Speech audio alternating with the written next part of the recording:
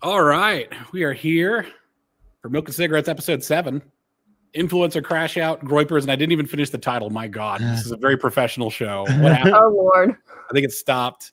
I'm just gonna put etc. There we go. That's hilarious. Fill in the blank here. Yeah, you know it. Yeah. Exactly. We've had some car accidents this past couple weeks, and my thesis of the night is that these car accidents are really just all right. The left is no longer the big bad guy. No one's actually really scared of him. Like once you see Antifa get bodied by a bunch of ICE agents once or twice, it's like, oh, all right, well, okay then, good. When we knew it would happen, but it's a different thing to see it. The left is becoming less of an enemy, which gives you a good time to look at your friends and see the eclectic collection of people that you've gathered around you as you go. I think the left is still an enemy, but they're not the most. They're not the boogeyman. Danger. They're not the big bad guy who's gonna actually be a threat right now. Correct. And it gives you a good time to look at who your friends are, which means that a lot of stuff that didn't get any light but did get a bit of a small following is now getting some light. Hooray for introspection. Well, it's like Timu Matt Walsh, which is Joel Webbin, who seems to just talk like an edgelord. I think I think what's happening is you have a lot of audience captured people. I don't even really know who Joe Webbin is. I know he's been popping up a lot, and he's involved in the. Yeah, he's on the clownish end of the Christian nationalists. Yeah, I think most of the ends of America's a Christian nation. It's like a crypto theocracy. But the thing about Christianity is it's a fairly voluntary voluntary religion. Yeah. So forcing people to follow. People say like, "Oh, our laws are moral. They're based on Christianity." It's like, well, that's true, but it's in terms of some things, but we allow usury, not full on usury, but we allow loans at interest. As soon as we get rid of people want to get rid of that, I suppose, but it's going to cost them a lot. We tend to it is going to be quite costly. Yeah, it basically means you're going to go back to if you want to third world yourself real fast in terms of material goods, that would do it. Because just as a brief digression, we've gone to from being a capital-based culture, capital being based in savings, to being a credit-based one, and that's a serious problem because credit is anti-savings.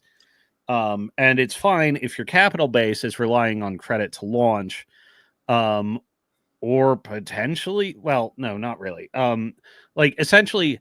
Yeah, the capital sector is credit backed, which makes sense for them. But consumer spending is also credit backed. So there's no real money for delivery of future products. It's money now that costs more in the future. And it's like that. It's mathematically impossible for your civilization not to be actually economically backsliding when that's the prevailing case. Yes, yeah, we're in an extreme moment of credit where we need to bring back the gold standard. Oh yeah, that might do it. Not if we have gold, we'd have to go find some. That might about Fort Knox. I know, right? I never found out what happened after that Alex Jones video. Oh, we're gonna go look in Fort Knox. We're gonna record everything. Blah blah blah. What happened? I think we've talked about this in the past because Trump said he was also going to go to Fort Knox and all this stuff. Yeah. And there are two possible reasons that that you would not that you would not broadcast the results of doing that. Either there's no gold or there's too much gold. Yeah, I think I made that point. Yeah, I think the answer is no, but too much is possible. Yeah, that relates to Elon because Elon might have been the first crash out. Who was the first crash out, you think, of the new administration? Vivek. Oh yeah, that's right. Vivek did do that. He did not read. Right. He didn't. I agree. I understand his point because I see it from his perspective too. That was not. He's not a good politician. No, I think the point he made was like. Oof. It was culture should hail the nerd kind of thing, right? Yeah. So to a certain extent, there is there is some fairness in it, in that America is not interested in personal excellency in the way it once was. But the hail to the nerd thing was like, oh, this is like weirdly personally rooted and like somewhat vengeance oriented. Oh, that's an interesting angle. I didn't even think it's about a little that. it's a little paperclip maximizy. So while there is a qualified observation you can make about challenges in America, the moral framework in which his critique occurs is utterly bankrupt. Right. Well, I mean, I'm going to take his side a little bit, not because I agree with it, because I just don't really care that much. But he seems to be saying that we had too much of an extreme in terms of our culture, like all the jock stuff. He keeps saying the jock, which, by the way, the jock is going to make people think that you're vengeful, just because that's a word that nobody calls. Only nerds say jock. Yeah, and nobody takes issue with prom queens. And like the reality is, like, okay, we all know those guys who peaked in high school. And it's a stereotype, but like often what you'll find at like sort of the top end of like late childhood social hierarchies is actually the people that rise to the top. Yes.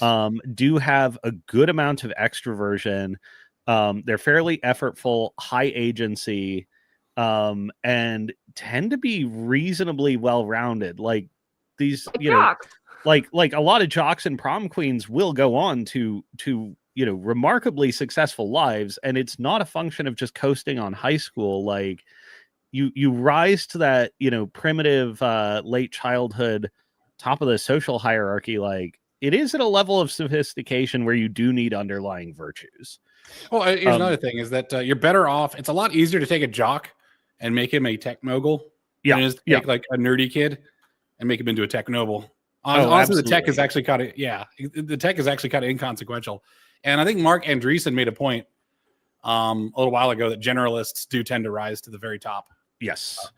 I mean, it also just like the framework for considering yourself and the way, like framework for enculturation, like the words you use matter a lot. Well, he said that he just rattled that off while he was on vacation, which is like not how you make a political. No, like, you're a political candidate. What the fuck? You're not Trump, first off. And Trump does so at his own. First off, like Trump is a Toastmaster. He's obviously extremely good speaker. A long time. Yeah. Yes. And you mentioned about the way he does O's with his mouth fully rounded.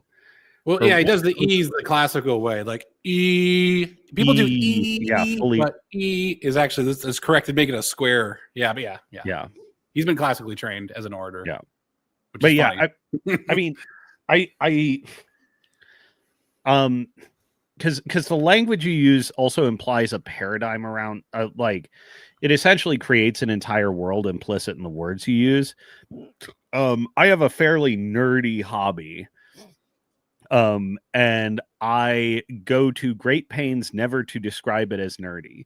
Or when people like intelligent, characterful people describe themselves as nerdy, I'm like, stop fucking using that word. Yes. Because you're essentially creating a mental prison for yourself in how you characterize your self-concept, and nerd is universally bad.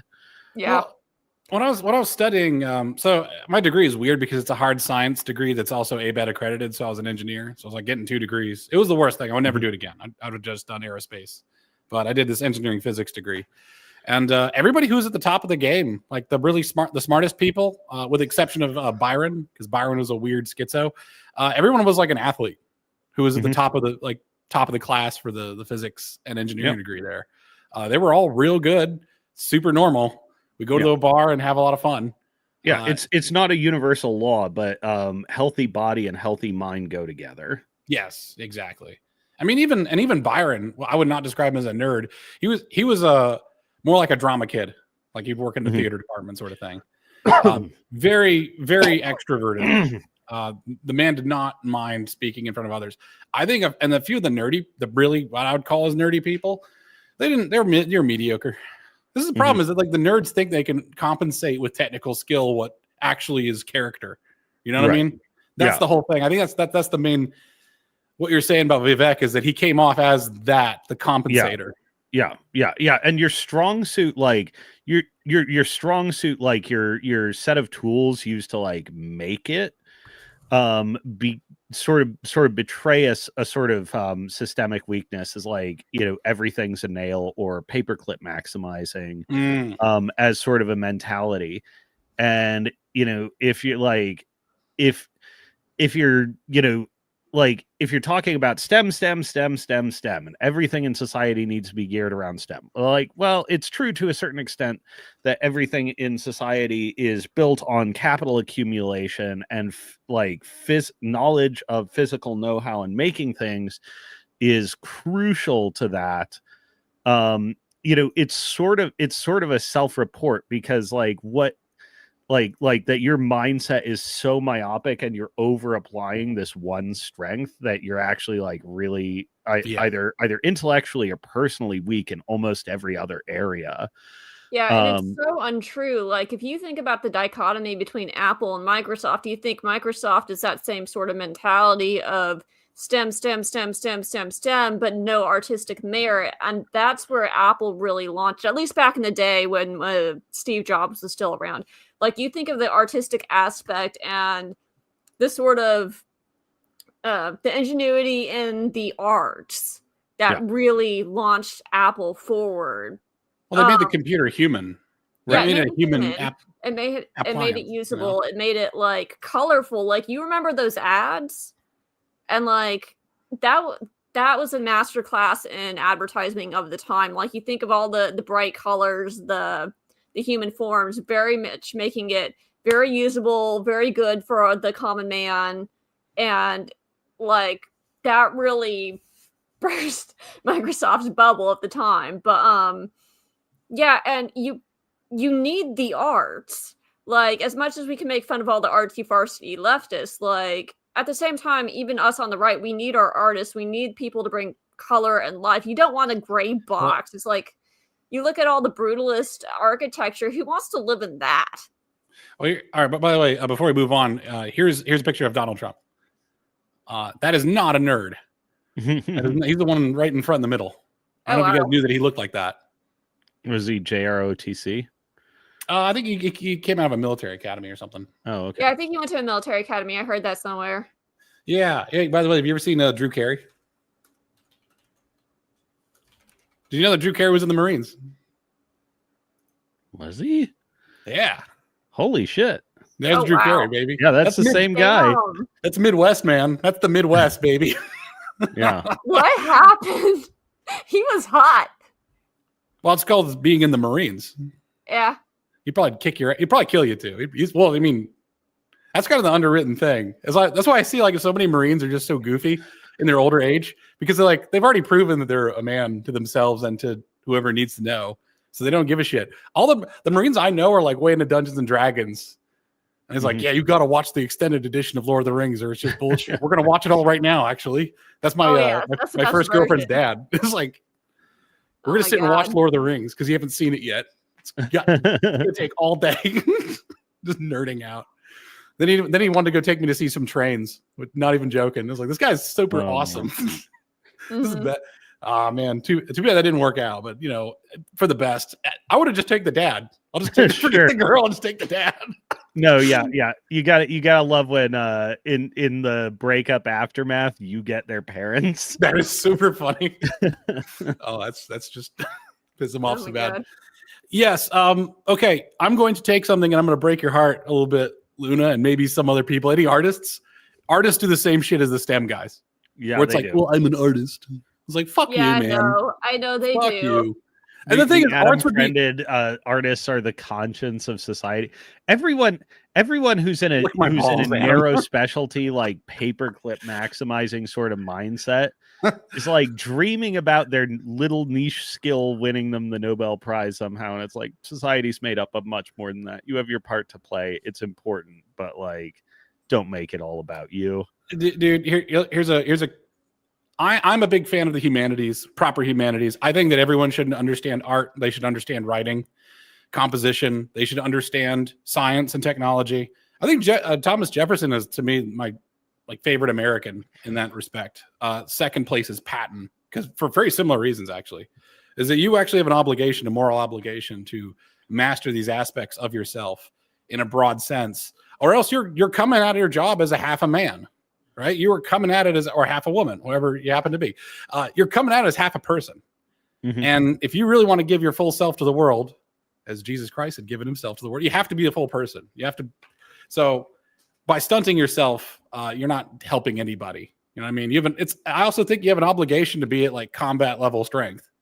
So other than the pull-ups, I can do pretty good with the Marine Corps workout, despite the fact I'm 37. Right. I almost treat it more like a gentleman need not necessarily know Latin, but he must have at least forgotten it. There we go. Yeah, exactly. Yeah. You owe it to yourself to be in peak physical condition at least once in your life. And you should maintain good shape, but like you owe it to yourself to be there once. Being fat is a moral failing. I think being a nerd is a moral failing. I think it wasn't what I was expecting when we were talking about Crashouts, but that's actually a good segue into the Musk Crashout. Lord. Because, by the way, I started this year very sympathetic to both Vivek and Elon. I am less sympathetic, but I also understand there is a point. Like, the specialist is correct in the most incorrect possible way, and I don't like it. But he has a point. Like, he's out of line, but he's got a point, sort of thing. I don't like it. But that's the technical skills gap, which we obviously do have. They're both addressing the same thing, right? That the crashouts were coincident, actually. That's right. Vivek crashed out, and that caused Musk to crash out. That's too funny. Well, it's it's crazy because like the technical skills thing is a problem that we need to rectify. I've said many times in the past, it is a, like, your expertise loss is a 50-year game. And like, the best time to plant a tree is 20 years ago. The second best time is now. Correct. Yeah. But what about 10 years ago? Close enough. I got my baby olive tree. It's got 4 years left till it starts fruiting. Oh, really? That's awesome. There we go. Nice. But it's going to be hard road. Here's what I'd say to reference, like I said earlier, it'd be easier to take the jocks and just teach them science. Right, exactly. Than to raise the scientists. Well, yeah, and we keep. Okay, Numbers is telling us Elon started, Vivek piled on. Either way, it was within days of each other. Yeah, they're like a binary star orbiting the shit. Yeah, I could have said toilet, but I said star because they're science nerds. So, but they're gonna eventually. Yeah. But the expertise rebuild is like, it around like immigration and H-1B and all this stuff. You have this very airy-fairy, not really in the details of like, let's actually check and see what the distribution is of what we're hiring for, what the skills are, what the actual practices are. It turns out H-1B in practice has virtually nothing to do with to do with the kinds of expertise we're missing. Disproportionate amount is entry level. 85% of H-1B visas go to India, and at the sectors America is specifically looking at, India has effectively 0% people with those skills and 0% of the H. Like, all of the things we're behind in the jobs. Right. It's a lottery. There's no intelligence to it. So like in practice, it's a scam, but you can talk about it from this airy fairy, like we need the best. But there's like that way of talking about it has no contact with reality whatsoever. What we actually need to be doing is a very Singapore-esque thing where we're like targeting specific skills, bringing over people who train, et cetera. Like, it needs to be heavily evidence-based. And most migrant visas related to this are just like the arguments related to this are stupid and have no contact with reality. And I think if you want to win the verbal game here, I think it's pretty easy to develop some linguistic kill shots around this that just BTFO any large scale large scale work immigration as we have it implemented now, because it is a fucking scam. Yeah. But like, not only you're is it a right scam- in theory, but the program you're defending is the opposite of what you want. So fuck off, you either disingenuous or ignorant bastard. Yeah. I'm the ignorant bastard, which is why I like to talk with you guys about this stuff. It's because I'm coming around more and more, because I do see a problem, and I'm like, people keep telling me that this is going to fill that gap, and I'm like, I don't question it. Well, it's not. I'm obviously questioning it now, and I have but even you more. Just take it for granted they must be speaking like, we wouldn't be doing this if there weren't advantage in it. It turns out the advantage in it is actually reintroducing slavery with extra steps. Yeah. That's some bullshit.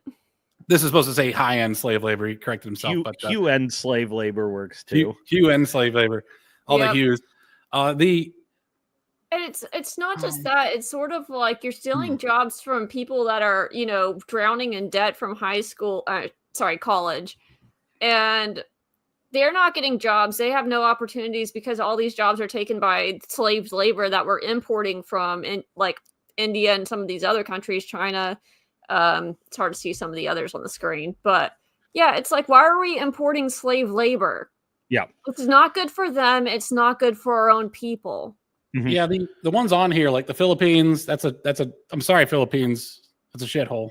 I don't why Mexico, maybe, I guess, probably not though.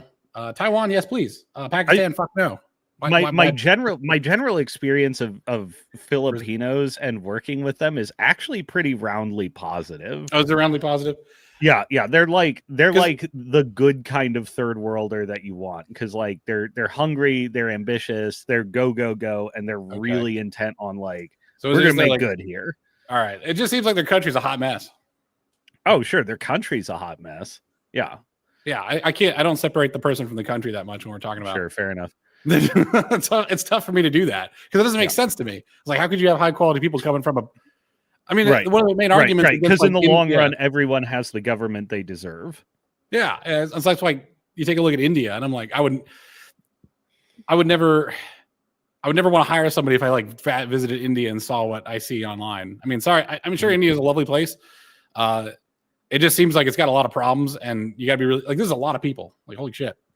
Some of these countries are places I would not feel safe going to and would never want to go to. Like, I'm sorry. I would not feel safe going to India or China or Nicaragua or Brazil, Pakistan. Like, those are not places that, I would not trust. Canada. Fuck Canada. Get you guys out of here. Screw Canada. Yeah, I don't like Canada. I want that Taiwan number up. We were talking to the pre-show about how Americans are, like cousins to the English more than they are like strangers or siblings. Yeah. And there's some argument that maybe Americans are the true heir of the culture that spawned us. Oh, maybe. Which I think is probably the case. If you want to start to understand where the English started to go wrong, look at the Canadians, because you will find all their faults amplified. Yes, absolutely. Like, Canada is a tremendous hot mess, and that's one of the main reasons why I think that it's not I don't think it's linguistics that is why woke spread. I think it's just a personality. Oh, for sure, of the ethnic group. I mean, I wouldn't say it's down to the ethnic group, because you will find like a baseline supporting firmware personality, across all ethnic groups. I mean, like, evolutionarily, like, there are different personality types, and it's because they're valuable in different situations. Like, they persevere because they have a purpose. I find the polar region, was it Dan who repeated this theory that says, if you're in a sort of high latitude region, you have to think ahead. Yes. So you become more intelligent. I also think this is an old thesis. It's called the Nordic winter hypothesis for why Northwestern Europeans were like really successful and everybody else was not. Well, it's also like you see, Although just Russia by as well. comparison, like the Finns were in the Stone Age until the 1400s, so it's obviously not bulletproof. No, and then and there's the Siberians as well. Yeah, I mean, Russia's pretty smart, but they also you get all those regions that have mental issues. So you got to remember that those high latitude ethnos are mentally ill. I was looking into the Finland thing a while back, and there's no way they're the happiest. That's bullshit.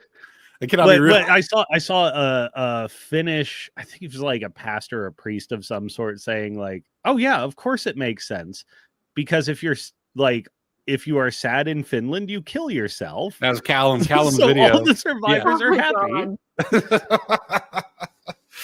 That's the funniest thing. That's a priest said that. That's a priest I could drink with. That'd be really funny if there was just a podcast called A Rabbi, a Priest, and something else, like walk into a bar and it's just them drinking and just talking some bullshit. That would actually be pretty damn entertaining. But anyways, yes, the crash outs over the H1B continue. The great thing is every time there's a crash out, we learn something. So I'm actually very thankful for those who've, to those who've crashed out for our edification. So that we do not crash out, because I would have crashed out. Those who are about to crash out, we salute you. That's right. Yeah, salute. Ave to Caesar right before he crashes out. Yeah, he gets crashed out. Actually, the Senate crashed out. I think Caesar came out on top. Every man dies. Not every man gets to see his enemies inherit the mess. Anyways, yes, H1B, total hot mess. And now everybody knows. Do we want to talk about... Oh, I was going to say my other base take. I don't even think that trade should ever be necessary unless it's A, a resource that we don't have, or B, a product that's artisanal. Like, so if China went back in time and had fine China, obviously they don't have fine China again. Now it's shit China. Like if they had something like that, some fine whatever. Okay, let's say Fabergé eggs from Russia. Okay, let's say like Fabergé, we resurrected him. We had a necromancer, which of the nations that would have necromancers, I'd say Russia is the most plausible. So yes, Fabergé, we will import the Fabergé eggs because we can't make those ourselves. Got it. Understood. Or if there's some what's the heavy metal that all the... I was thinking silk, because silk is pretty exclusive. That's true. Yep, absolutely. Certain other goods, coffee, obviously, because we can't really grow coffee. These Hawaii and Puerto Rico could probably grow coffee, but that's not a lot of acreage for coffee. So, that sort of stuff. Or if we have a major loss, like we've lost a lot of head of cattle and beef, French champagne. Exclusive goods to certain specific regions, basically. Well, and it's funny because like luxury goods are always tradable. Yeah. Jesus Christ. Oh, God. That's true. Are those he's not wrong. But I mean, we would try to make them here, maybe just import a bunch of Japanese people to make anime figurines. That's hilarious. Mass produce. Yeah. Or with those molds. What was it? The South Koreans who work in the Hyundai factory? Those guys should go back. That's fine. What you got to do is well, the funny thing is like what you end up getting with foreign countries is sometimes they just match the energy of the country, which means they match the corruption of the country they're in sometimes. So, I used to work at LG. That is totally legit. Yeah. Man, there's this one mangaka, I think is what the Korean version is, that I started reading about an office. And I started laughing so hard because I'm like, oh my God, this is accurate. Oh my God, what the hell? Well, yeah, they'll adopt the customs, but the custom in America up until very recently was that being an illegal immigrant was totally fine. So they were just, okay, we'll do that. A lot of the Gibbs. Oh, yeah, I mean, it's also just easier, right? Like, and everybody's doing it. So, well, we weren't really tracking people either, and that's why we have the issue of everybody's identification as the social security number. Well, yeah, and the social security numbers get stolen by a lot of illegals. I guess I don't need to have this on the screen anymore, but okay. What do we want to move on to the? It's not Malort. Yeah, it's not Malort if it's not from Chicago. That was just sparkling dumpster juice. I need to try some Malort. I've had some bad alcohol in my day. I've made some bad alcohol. I actually have a jar that just says bad booze in my of stuff I've made because the first the heads and the heads and the tails the 4 shots in the tails are undrinkable. You shouldn't drink them. They'll make you not blind, but they'll give you a headache. Maybe it's Malortal combat. Yes, exactly. Yeah, my liver is the main casualty of that. We want to move on to the other crash outs. So okay, we're moving in roughly chronological order here. Elon's crash out was eventually redeemed at the memorial for Charlie Kirk. So, but he's too big to crash out. I thought it was more the him calling out all the stuff that was going on in the UK. Do you think that would be it, or would it be Charlie Kirk? That was Charlie Kirk, I think. Okay. Oh yeah, that's right. Elon's second crash out was having a tiff with Trump. But yes, pretty much everybody who goes up against MAGA tends to get smacked. And I think that MAGA has essentially what they've done. The reason why MAGA is so powerful is because it's kind of harnessed the silent majority, the sleeping giant, whatever you want to call it. It's actually gotten them animated, right? Yeah. There's in person. As I guess the fourth heuristic I was talking about before in the show, how you tell if something's real as a social movement or not. You should expect to see clips of it, nice clips cut out. You should expect to see art, people generating art about it, and not just like bad memes. When I say or derivative memes, it'll be like new memes, right? You'll start to see in person. So what's that? I was thinking the Dave Ramsey meme. Yeah, that one. Yeah, that's a meme. So Dave Ramsey is culturally salient.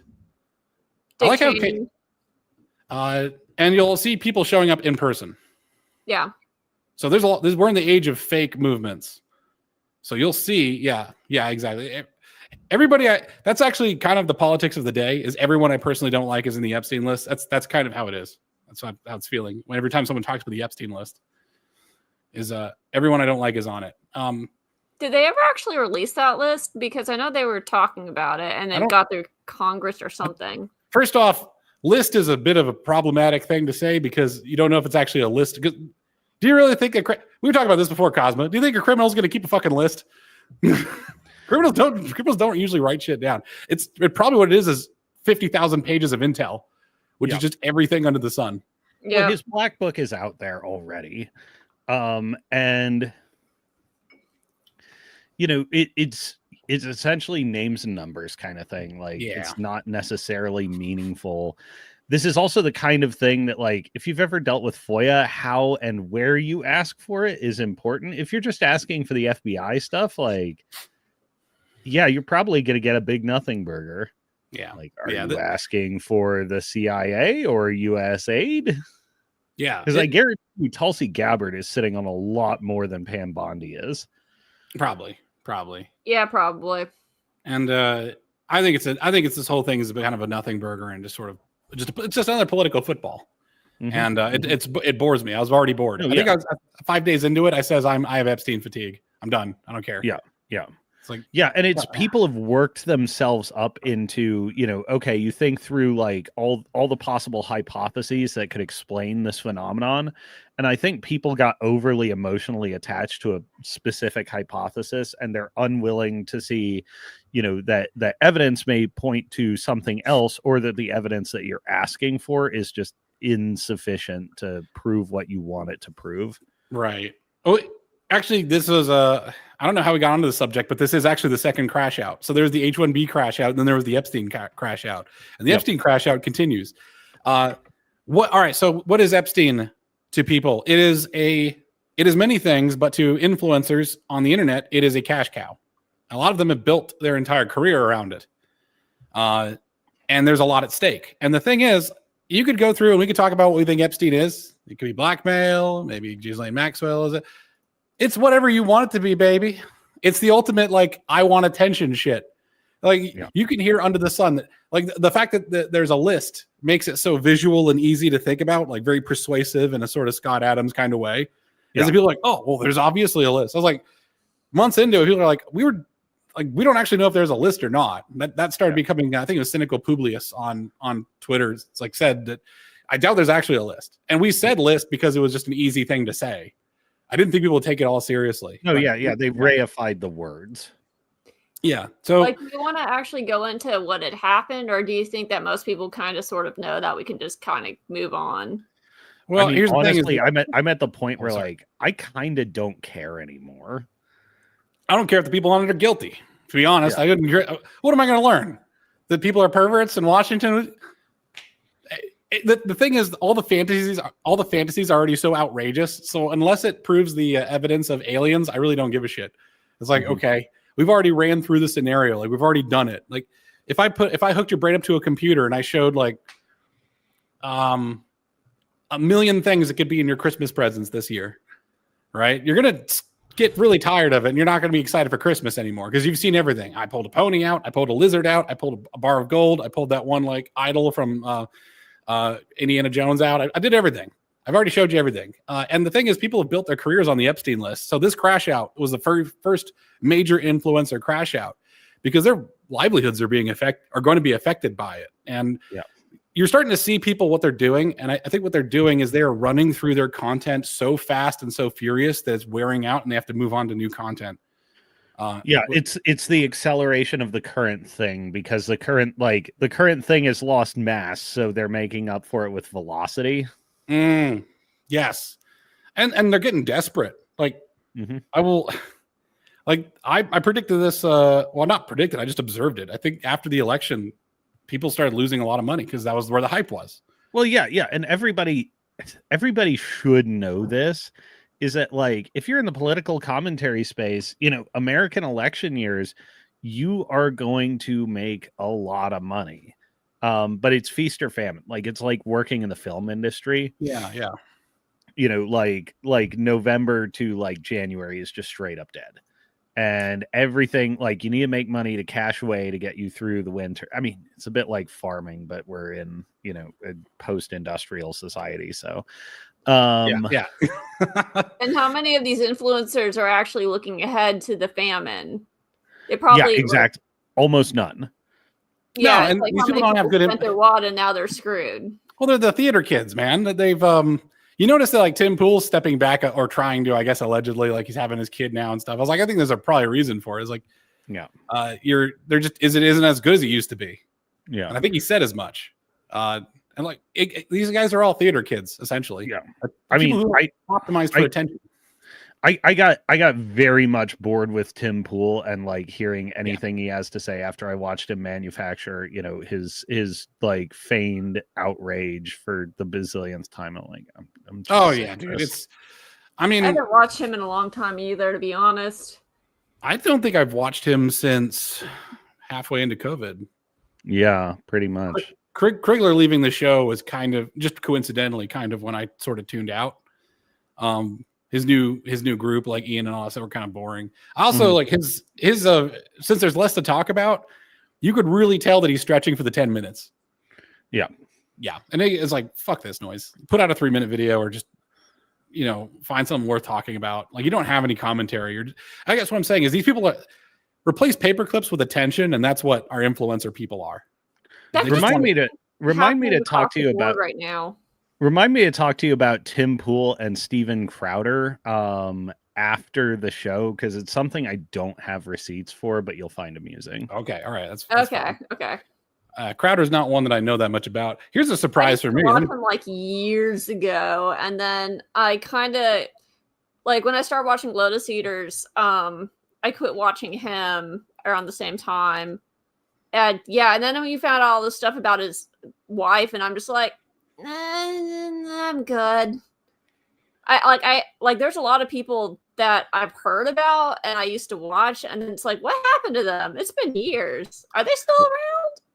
This is one I used to watch in Rittenhouse was Barnes, like Viva and Barnes, way back in the day.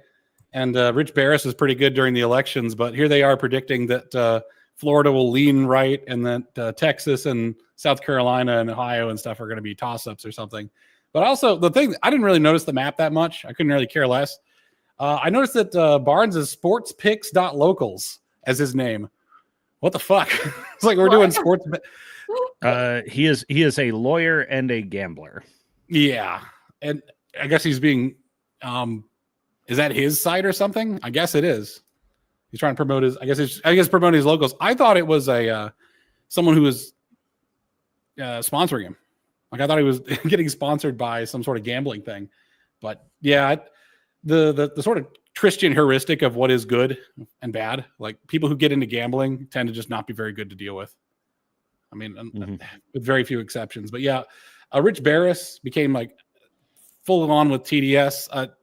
In a way, Trump was kind of the crash out king. People just crash out on him all the time. Like the entire news media crashed out on him. Like governments have crashed out on him.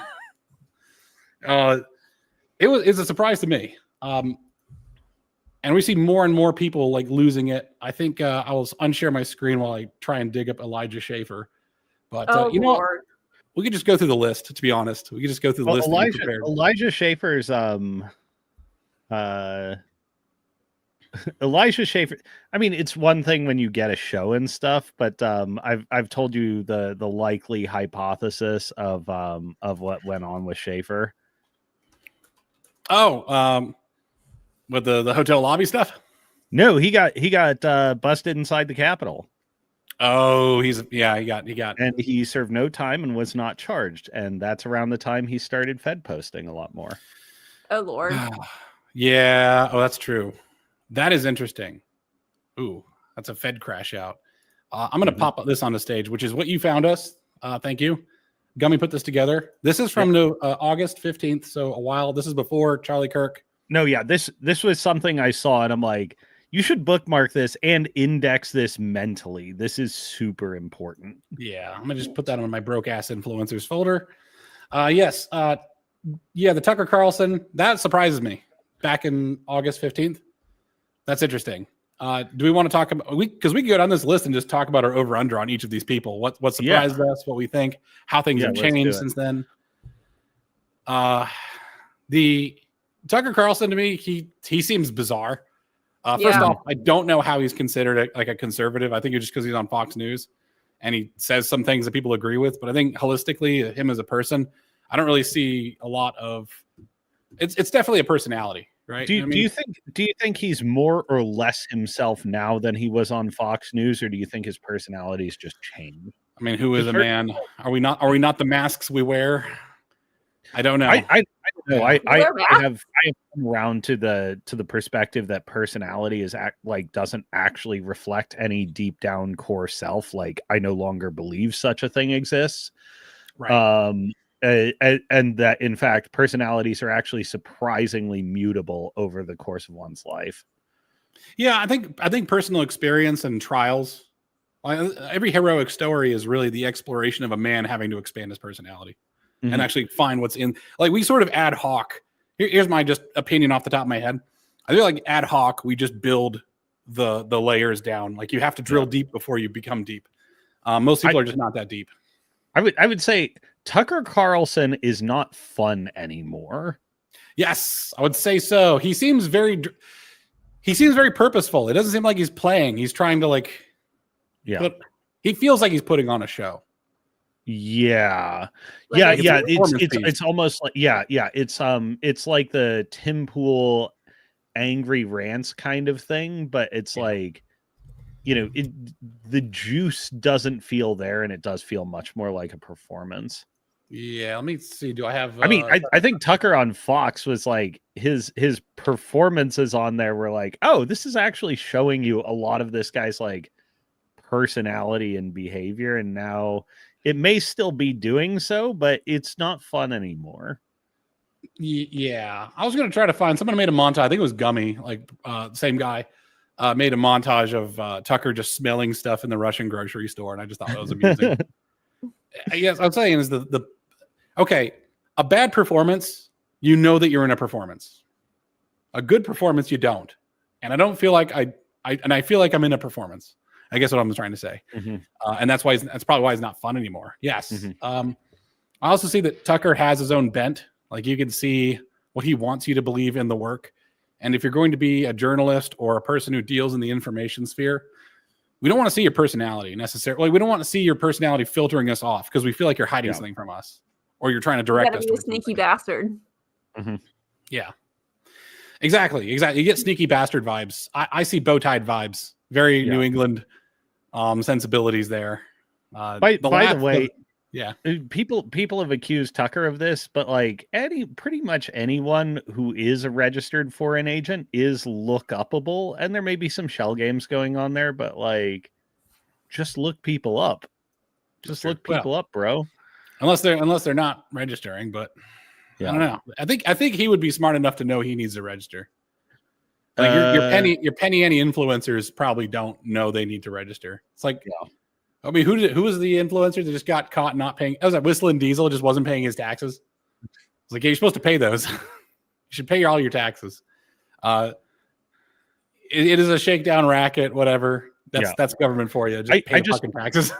I just want to highlight Doodler here. I can see the Tucker change being a result of him being jaded at Con Inc. for how his exit went.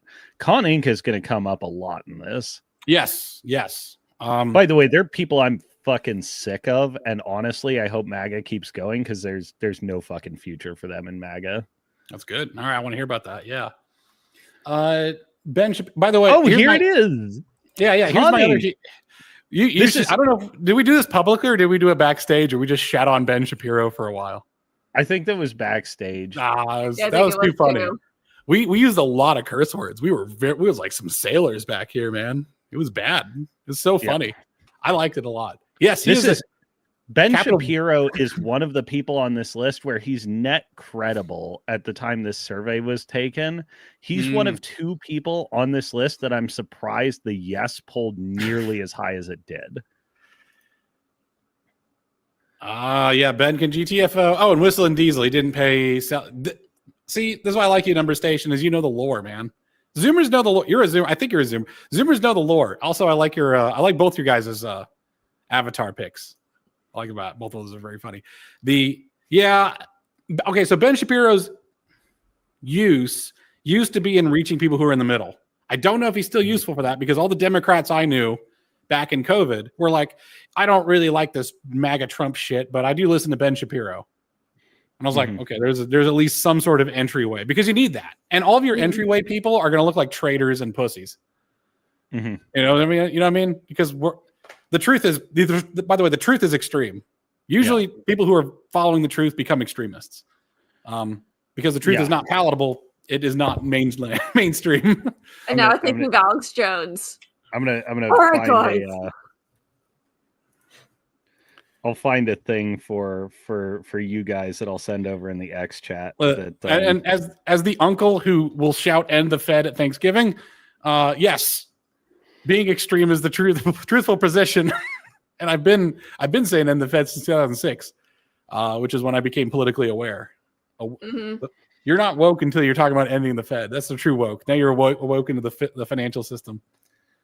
Was that a text or a? It's a DM. DM. Oh boy! All right, I'm gonna pull this window down. I'm just gonna check my DM. By the way, my DMs are effed up. No, yeah, they just replaced the system like a couple of days ago, and it's been a bit of a mess. All right, I'll share this. Okay, it's not that I don't trust you. It's that I don't trust you. Actually, stuff that's safe to put on the stream. I do have some not safe for stream materials that I may share judiciously with my friends. Is this Dankula's Nicki Minaj picture? Or, no, I'm just kidding. It's something totally different. This is the funny thing is like the difference between men and women is like if a guy gets a dick pic, he's just gonna think it's funny. I'll get on that in a minute later. But all right. So there was a pledging thing that some frat was doing. It was like beat up a Marine and steal his CAC card, and then you're in the frat. And everybody was like. And everybody was like, no. And it's like, that's terrible. But like some lady was telling her Marine husband about that. And he just sort of said, that's funny. Just like, and that's how I, like, if someone came into my DMs and just said the most vile shit to me, just being awful to me, I'd be like, that's kind of funny. Yeah. I was like, people, unless it's an actual like credible death threat or something like that. And all death threats on the internet are credible because people are crazy. Yeah. But if it's just like, you dumb Jew bitch, and it's like, I just like edit a Yarmulke onto my head and like send them back my avatar picture or something like that. Just a bag of gold. But anyways, yeah. Speaking of dumb Jew bitches, Jesus, I didn't mean to do it. Well, sorry, Ben Shapiro. wait, Ben Shapiro.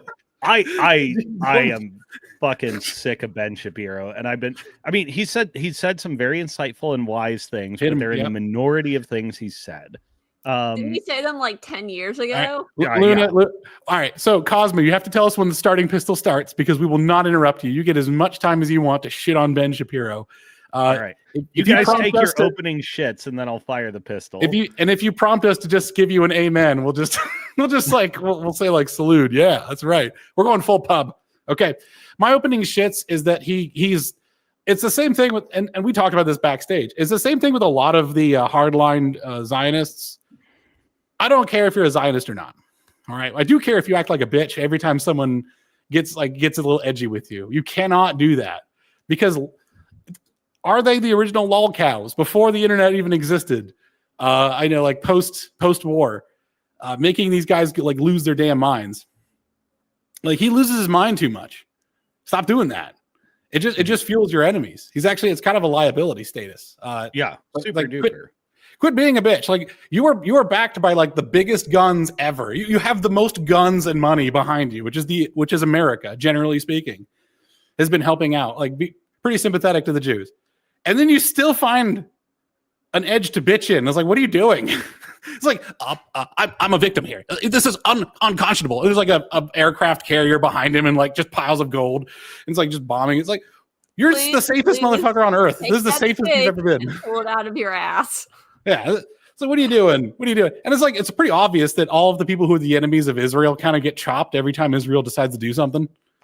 Oh my God. You guys got to stop. Like it's kind of like you meet a gym bro who's like proper fit and strong, kick anybody's ass, but he's still freaking out every time you like just write his name on the gym bathroom wall saying like, he's a bitch. And he's just like, who wrote this? Who wrote this in the bathroom? Okay. Yeah. Listen, like, dude, you can kick anyone's ass. What are you doing? Fucking calm down. I don't know. Just take a joke. Shit. Stop. Anyways, he gives a lot of his enemies oxygen doing that. Like, stop doing it. And his wife's a lawyer. Or wife's a doctor, Doctor, yep. Man. So, all right. Hit it. So, I think there probably could be some refining done on this, but, I just tapped into something in my gut recently and it just clicked for me. Like, oh, Ben Shapiro is the archetype of the fuck you, I've got mine conservative. Oh, yeah.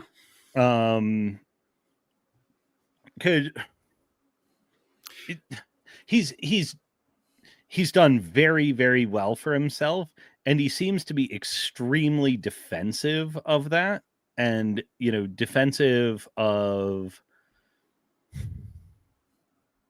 it's almost like the Vivek thing, like where your strong suits actually betray your weaknesses and become a circle of exploitation. Basically, everything that Ben Shapiro elevates to strength is actually a fairly narrow domain, and it's betraying the totality of the domain of his weaknesses. I think he acts bitchy. I think he acts insecure. And he's a straight up, more or less straight up, sort of straight up Friedmanite, neoconservative in his economic outlooks, in his political consensus. I don't think William F. Buckley would, as the gatekeeper of his time, I don't think Ben Shapiro would offend Buckley's sensibilities in any way. Could you explain that a little bit? So William F. Buckley was sort of for a long time like the gatekeeper of the right. So his show, Who Buckley Allowed into the Club, etc., dictated what the right-wing movement was and was not. Ben Shapiro is kind of an heir to that, and I don't think that Buckley would, or was for a long time, I don't think Buckley would find anything Ben Shapiro believes offensive. And what do both these characters have in common? They're wrong on a lot of stuff, because a lot of what they believe in the neoconservative positions, you got to remember that neolib and neocon are essentially the same thing. They essentially endorse the Francis Fukuyama worldview 100%. Even though Fukuyama came after them, he was sort of just a codifier of the territory he found in their political worldview. And what was that? What was Fukuyama's contribution to that. So that would be the end of history, and that essentially like 90s liberal society is like, you know, the stationary rotating economy of politics and culture. Like, it's perfect. It will never be disrupted. All history, you know, will just be up and to the left from here. You know, on like in the kind of bar graph. And yeah, and so part of it is like the entire worldview that underpins neoconservatism and neoliberalism is highly theoretical and abstract and very low contact with reality. It's not much interested in reality. It's mostly interested in hegemony that's held on by being right and by being, you know, sort of intellectual and moral authority. Yeah. Ben Shapiro's been on the wrong side of a lot of economic arguments, which he backs up with sort of traditional economic theory. And it's like, well, okay, but where rubber meets the road, like the theory has holes in it and behavior differentiates from what theory would expect. Therefore, the theoretical model is wrong. Well, and the theoretical abstract people are always going to be anathema to the populist. Yeah. And this is we're in a populist land now. And that's why the libertarians are kind of falling apart, because it's not it's not populist. I'm also hyper theoretical. I'm also going to venture a slight ad hominem. Do it. Do it. This is a fun cast. We're having fun here. This is not like a scripted video. So yeah. This is not a Juiceberg. This is a specific personality and you know, subculture calculated. I've just observed that social technologies tend to go like this. Human psychology tends to go like this. And child rearing tends to go like this and this. I have found that Ashkenazi Jewish mothers in particular disproportionately raise sons that are fussy bitches. It just seems to be a thing that's built into their cultural technology. I've encountered many people in my life and like started to notice the pattern that this just seems to be baked into American Ashkenazi social technology. Sensitivity. Fussy bitches exist everywhere. Everyone produces them, but also parenting does produce some, you know, like cultural practices around parenting, independent of bloodline, you know, produce a lot of personality results, you know, more than you would expect at just a genetic level, although the two tend to travel together. Well, it's because the thing is we make culture as a supplement to our nature, I think. Right. Yeah. It does not, it's not separate. Like, you cannot make certain cultures work with certain people. It just doesn't work. Right. And I mean, it also, to a certain extent, doesn't work with those people because they already have on board other technologies. But again, you know, you move the people between cultural groups before the technologies are really embedded, and you still see variance in results. So, you know, it's a complex interleave thing. Anyways, fussy bitches. So there are a lot of Ashkenazi American kids, like particularly boys, who are like fussy and, you know, have that like, you know, like, you know, special snowflake, like kind of hyperinflated of themselves to the point that they become like borderline antisocial or incapable of proper socialization. But the ones that learn to socialize look a lot like Ben Shapiro, and he just reminds me of a personality type. Again, not genetic, not racial, very culturally and psychologically mediated. He just reminds me of a kind of person I find fucking disgusting. Yeah. Okay. So yeah. So he's very socialized, but he's still a fussy bitch. I actually do think so. Like the sensitivity. Yeah. The sensitivity is the giveaway. Because he can pass until his sense of self gets challenged, then he collapses. Sorry, I had to mute there for a second. And the problem is he drags his politics into it. So what I'm saying for a good politician, if you want to like a politician or someone who's in the political sphere, which includes commentators, is you have to be able to separate yourself from what's going on. Like if someone told me that Singapore got wiped off the map with like nuclear weapons, I'd be like, well, shit, that's crazy. If someone said Washington, D.C. got wiped off the map with nuclear weapons, I'd be like, oh, shit, that's crazy. like beef going up in price affects me more than whatever happens to my ethnic group. I couldn't really care less, whether it's the American ethnic group, which I'm properly in, or the heritage group, which I really couldn't care less about, but I just sort of use as a way of understanding myself as a person. If you get really sensitive to that shit of like, people are this is the reason why people don't like Israel. I'm going to pull up, how do you do it? Yeah. Israel's biggest issue is the optics of how defensive people are about Israel. Yes. Israel has a fussy bitch problem. If they just had like a Chad president or prime minister, whatever it is, who just like, yes, we will destroy our enemies. Like America would probably be like, yeah, all right, have some more weapons. Sure. Sounds awesome. Please kill our enemies too. Let us know where Iran is keeping the hot stuff so we can bomb it whenever we like to. That sort of stuff. That when you said that, I was thinking of President of Russia in like a toupee or something like that, coming in and taking over Israel. It's like, so I am the new leader of Israel. So here's why the Ben Shapiro stuff doesn't work for us, because being a fussy bitch is anti-American. Yeah. Very much anti-American. It kind of drives us nuts.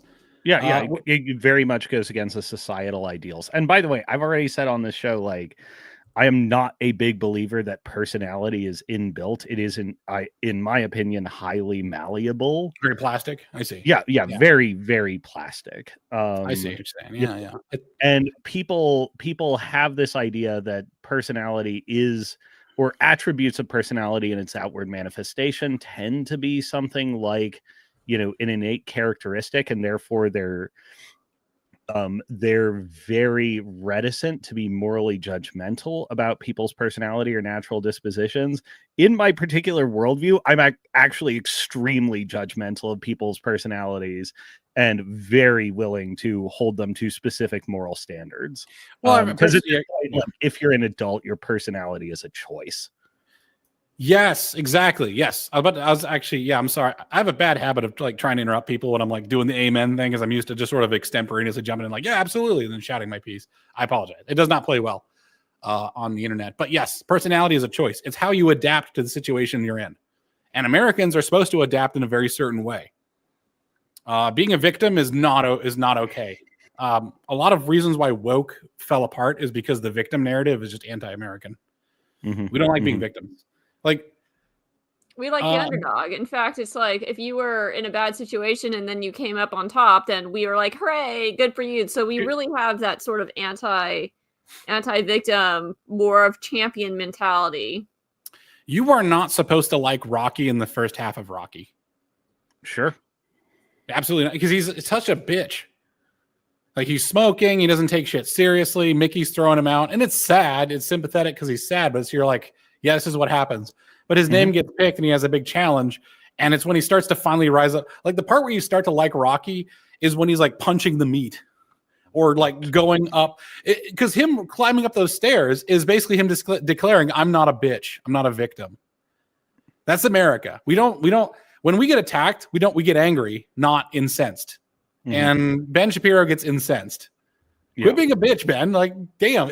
The thing is, if Shapiro just went Chad, like full Chad, and quit being incensed, I think people would instantly start to like him, because he's got a lot of, like, as Benign Number Station says, like, he's right. It's just he's phrasing shit in a bitch-like manner.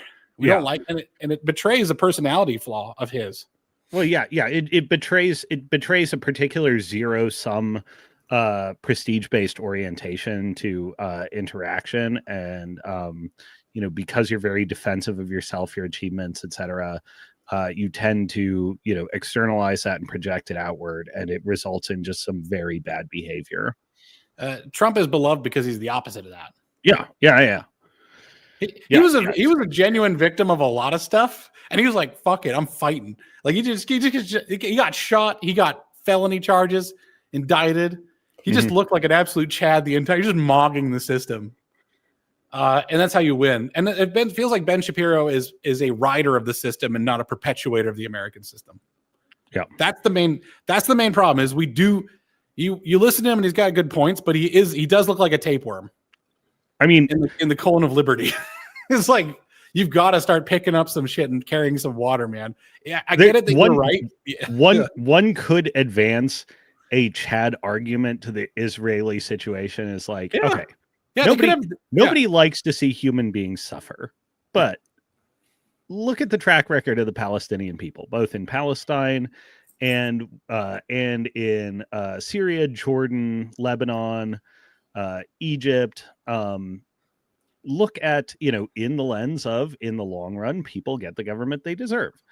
And one could advance a Chad Israeli argument is like, nobody likes to see people suffer. But if you were forced to have your country be right next to Palestine and see how these people act firsthand, what would you do? I think it's really easy to just typify or like portray Hamas as being this. It's like, yes, I have armor of babies. You can't shoot me because I'm just covered in babies. This is what they do. It's like, but you guys, the problem is the messaging. It's just like, tell us what your problem is and tell us what you're doing about it and just be confident of it. I was like, Murray Rothbard also made a really wonderful distinction philosophically that I don't think gets the credit it's due. And like when I connected this with the Palestine thing, I was just like, oh yeah, I check out. Not my desert, not my problem. Yeah. Was the idea of like, you homestead goods, right? You stake your claim, you settle something. You can also, and that's usually something of some economic utility. You can also homestead bads. Yes. Yeah.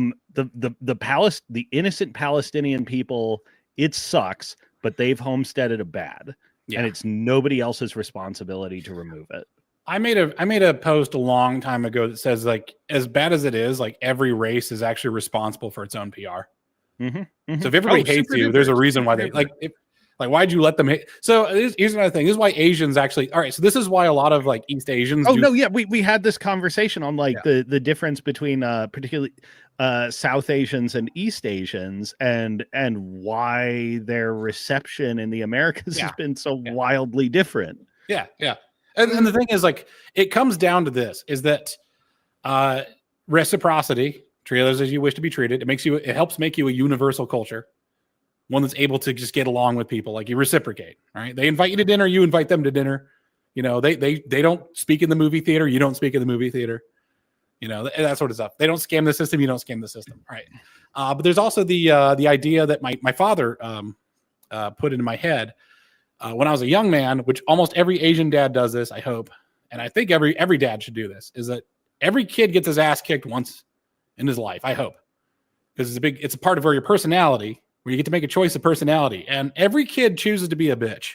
Unless his father says, son, he didn't punch you. You let him punch you.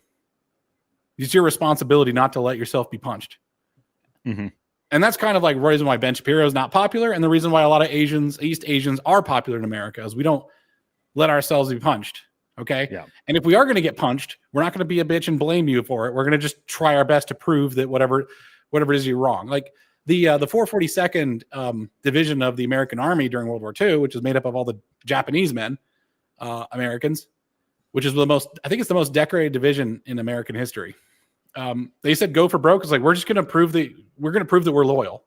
Yeah. You don't like us because you perceive us to be traitors. Instead of bitching and whining about it, we're just going to prove we're not. Mm-hmm. Because there's a certain fealty in that. It's like what they're doing, what the Japanese did in World War II, Japanese Americans did, is they said, we need you. We need America. Right. And we're going to serve you to get what we need. So there's two types of getting what you need. There's crying like a baby, fussy bitch. And there's, I'm going to compel you to care by helping you out. Which is the civilized thing to do, I think. So, this is an interesting it's interesting to me at any rate, because talking about this is such an important nexus. I know you're skeptical of people who call themselves heritage Americans. And it's not that it's not that I'm skeptical of it. It's just like, if you're resting on that it's almost like stolen valor, resting on your ancestors' laurels. I think it's a valid term. A lot of people who use it won't necessarily admit that American blacks are in fact in the club. Yep.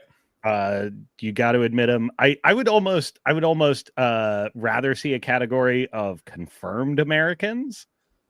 America is like being a Christian. It is a thing you have to take upon yourself. Yeah. It's not, no one's born a Christian. Yeah. I think Americans can't help but being born Americans. It's just whether they're worthy of it is in question. And I mean, this gets into an awkward place because we talk about like ethnic replacement in America and stuff like that. Yeah. But when that happens, it's acceptable to the American conscience as long as it's all intra-ethnic. And by that, I mean subsidiary to the American ethnicity. It's fine if we do it to ourselves. It's not fine if outsiders do it to us. Well, and here's the thing: is the way the outsiders win is by subverting the system, which is to say that you just found a crutch. If someone came in and just was out American, let's say there's aliens from the planet Glorb, and they just show up and they're just like out Americaning the Americans at being Americans, we'd probably be like okay with the Glorbians.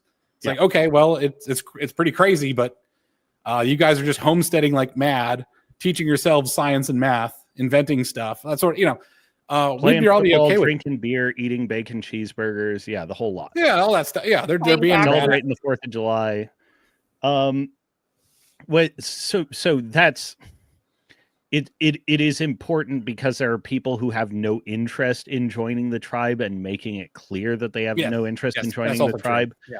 Yeah. And why I'm insistent that America should be an ethno state is because you cannot adopt a political framework that gives outriders right to your land or to question your right to the land. That's essentially national suicide, if nothing else, and it's a form of indirect suicide for large portions of your population. Now, I think America is straight up for Americans. As long as we have, physical control of the country, it's not for anyone else. We have a right to it. No one else does. It's not a charity project. We're much more malleable and permissive about who we let into the tribe, which I think can be a credit to us. Yeah. But if you don't want to be in the tribe, you're not going to be given tribal rights.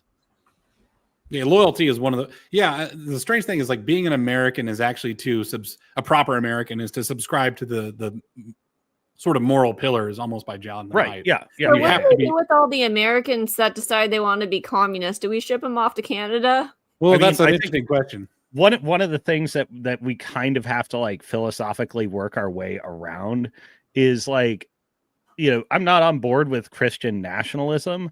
But I do think it's sort of implicit in the structure for America's foundation and all of that in order to be an American, you may be a follower of another religion, on paper, but in practice, in order to fully participate in the tribe, you must, you can profess your faith, worship your faith, etc., but you must agree to live like a Christian.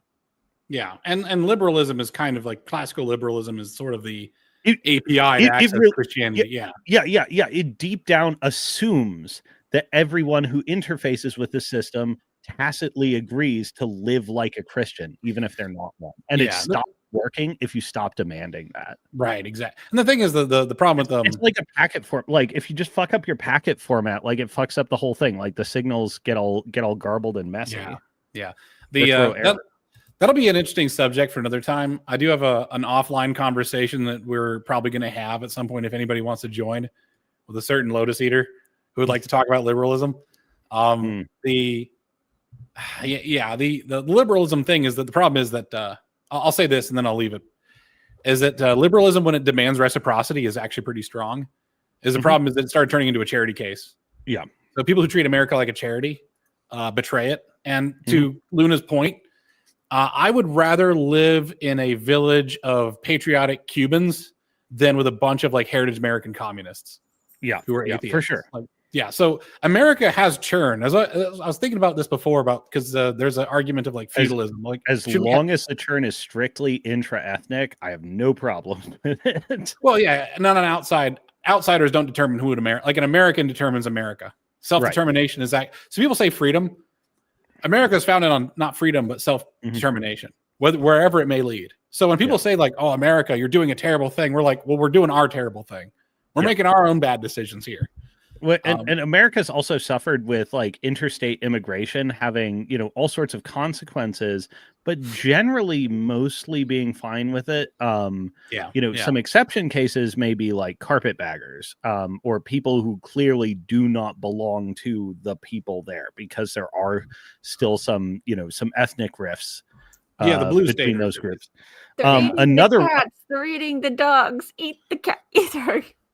A number of other ones have happened, like migrations to different territories, from different territories to states, et cetera, and most of those didn't spark outrage until it was Californians to X. Yeah, exactly. Yeah. And there's an understanding that like the patriotic Cubans and the heritage American Californian communists, one of these is not a confirmed American. You know what I mean? That's what I'm saying. Is like, that's why I don't think Americans are born. They have to be made. Yeah. And if you stop making Americans on purpose, that's what the subversion of public school has been. You also legally can't make stateless people on purpose. I'm saying is like, I'm not saying about I'm not talking about citizenship. I'm just talking about the spirit of it. Like, that's an American. Like the citizenship and stuff, the people who have a state, who live in America, that's paper as far as I'm concerned. What I'm saying is that we're beyond paper in terms of what an American is. It's not just the paper. Obviously, I think we'd all agree with that. But it's to be a confirmed proper American is a creed. It's like we're not an it's not like an ethno state, it's a credo state. Yeah. And you have to submit yourself to the credo. Yeah. Yes. I like what I really like the word tribe here. Mm-hmm. There's a lot of complications. And we're talking about Crashouts. We're not talking about what is an American for the 600th time. Well, the thing is, I guess sorry. That's true. What I'm saying is the Crashouts though are originating in the fact that like this is some un-American. Ben Shapiro is kind of un-American. Oh, super. That's why we're kind of on that subject, is because his crash out is like he's a crash out that lasts years, because he's just saying the most he's just operating in the most un-American manner possible. Right. It's the sort of prevailing attitude toward his countrymen that he manifests is like much closer to a California communist than it is to an American heartlander. You know what I mean? Well, there's not a lot of California, right? Or was it like New York? I don't remember. He was in California. I think he was in California. I have no idea where he's from originally in the U.S., but he was based in. Yeah. They all moved to Nashville. Oh, yeah, exactly. It doesn't matter in particular. It's more about the specific culture he's adopted seems to be contemptuous. Yeah, and that's not a very American thing to be. Yeah. Americans have solidarity. Captain America, when I was a kid, actually, Captain America was my imaginary friend. And I was like, the Captain America would give you a rousing speech of like what it is that you can become. I was like, you can become anything, but you have to put your mind, like you put your mind to it is like a cliche at this point, but it's an American is a transformative thing. And to believe that people cannot transform and have to be forced to transform, like your transformation as an American, you're supposed to transform on your own accord, right? To be compelled to do so is un-American, which is why we're very anti-institutional. Anyways. Yeah.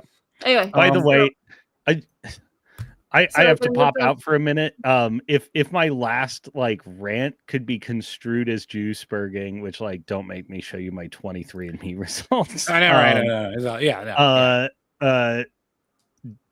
I'm not going to comment on Candace Owens because I think she's beneath mention. Yes, but whatever could be potentially bad faith read into what I said about Ben Shapiro. Imagine the opposite.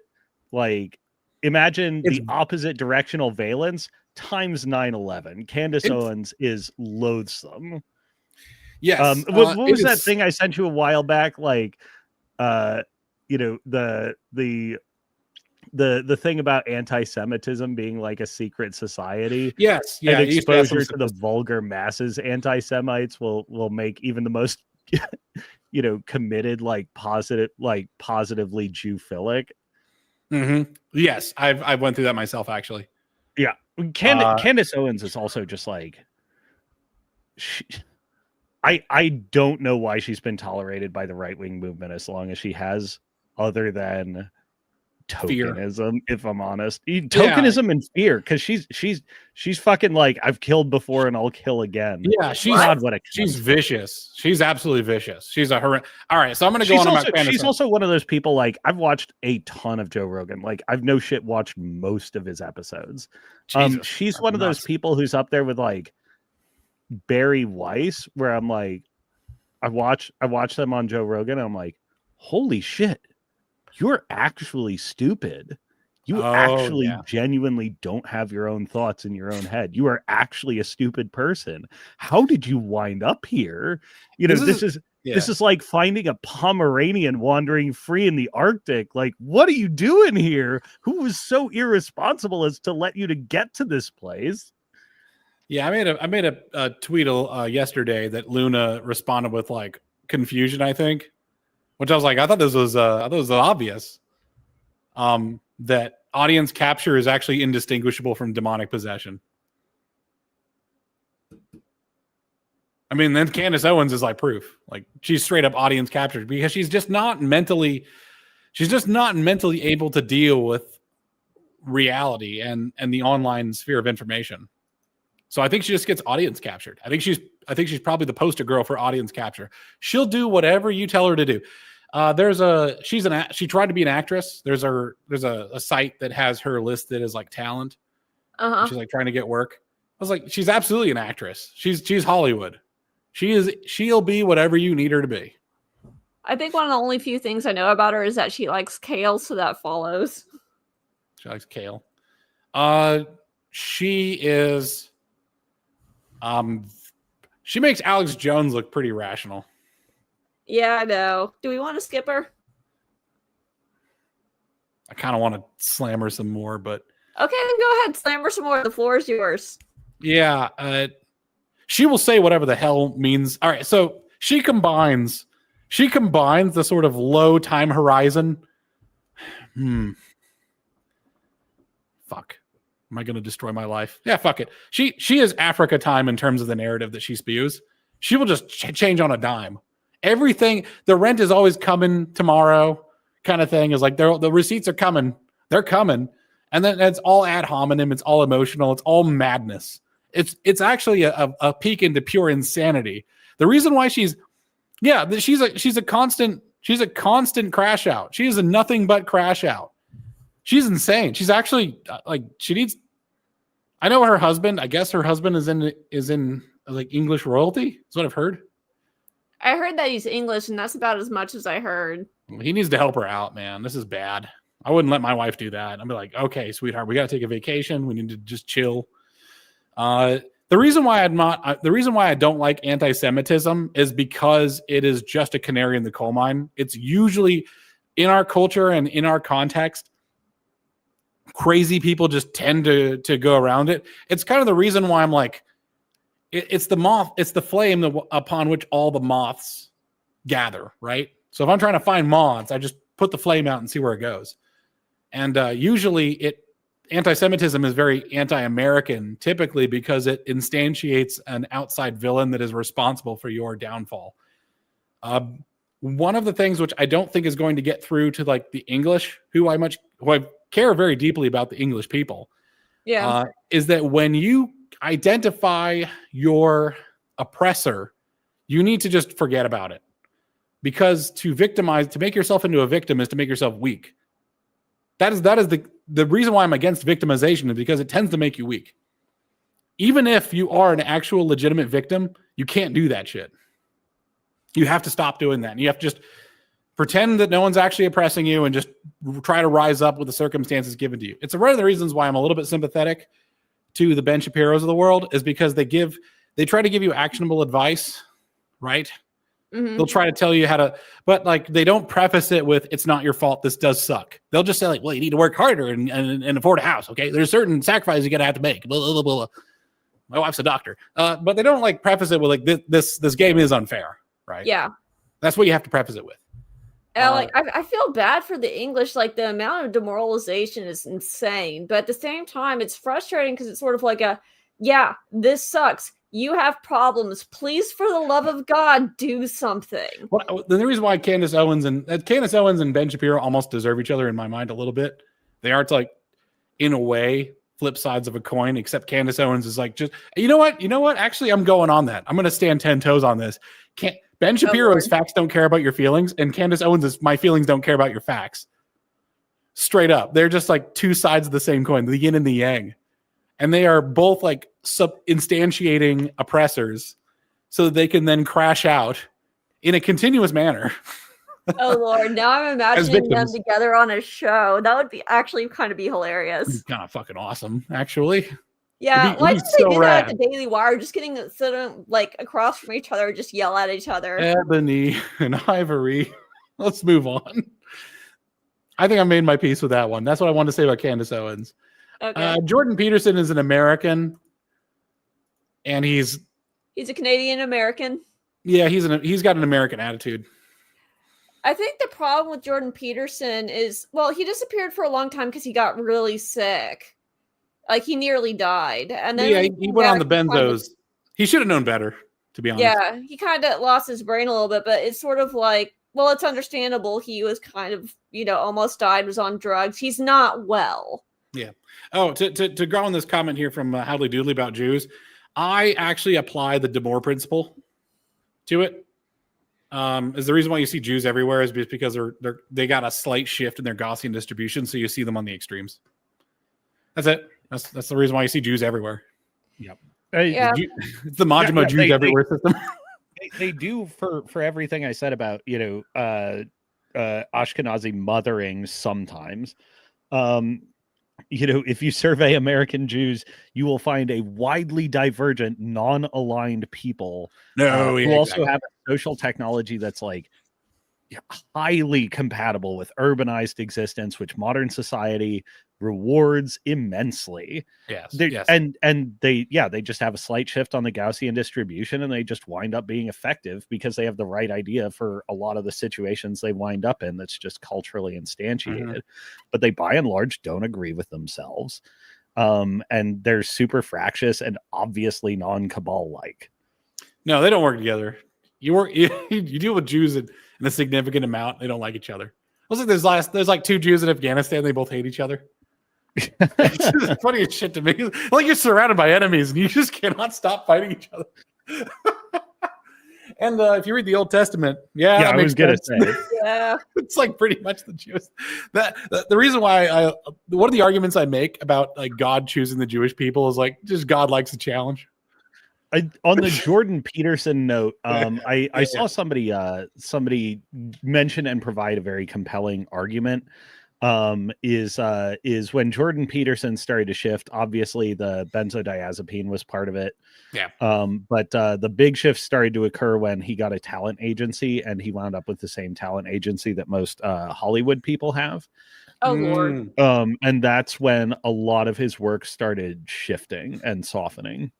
Oh, I see. In ways where it became somewhat self-betraying. Unpalatable. That's what I'm saying. Is like before about the personality. Right? Well, yeah. Before he had a talent agent, he was like, sorry, go ahead. I said he should have probably just retired and focused on his health at that point. Yeah.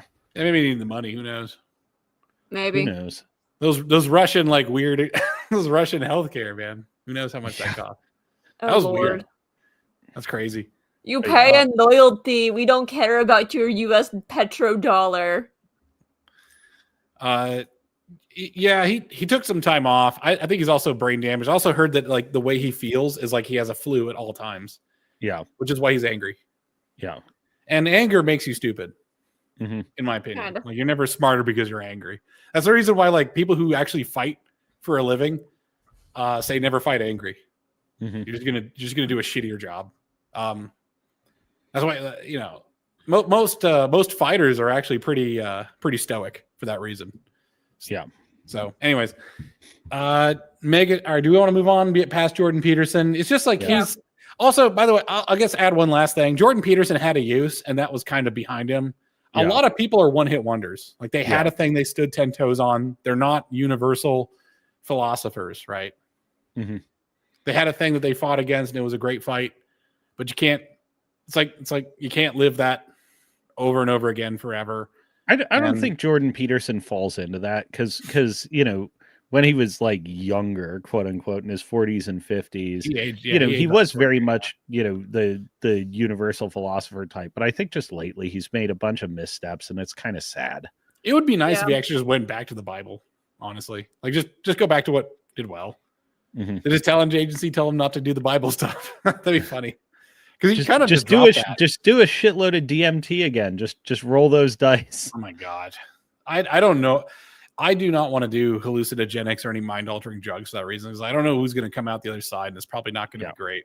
Yeah, that's also one of the reasons to strongly believe that personality is highly mutable. Is we have chemicals that do it.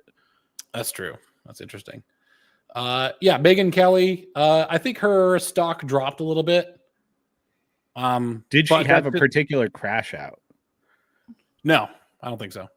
Yeah, I don't think she had a particular crash out. The real crash out is the milk toast, and that lasts for years. Like so, just years of milk toast takes is equivalent to a crash out. And right now, we're living years and within the time span of weeks. I don't trust Steven Crowder. Neither do I. And he's another one where I'm surprised the yes percentage is as high as it is. Yeah.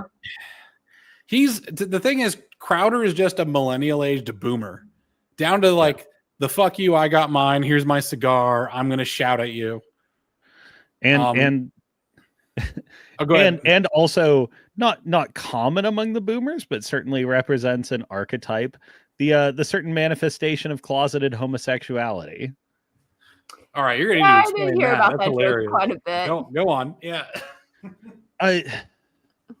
Maybe he's just a theater kid, but like theater kid and a certain behavior of like an immensely closeted homosexual, like he may not be gay, but the difference is negligible.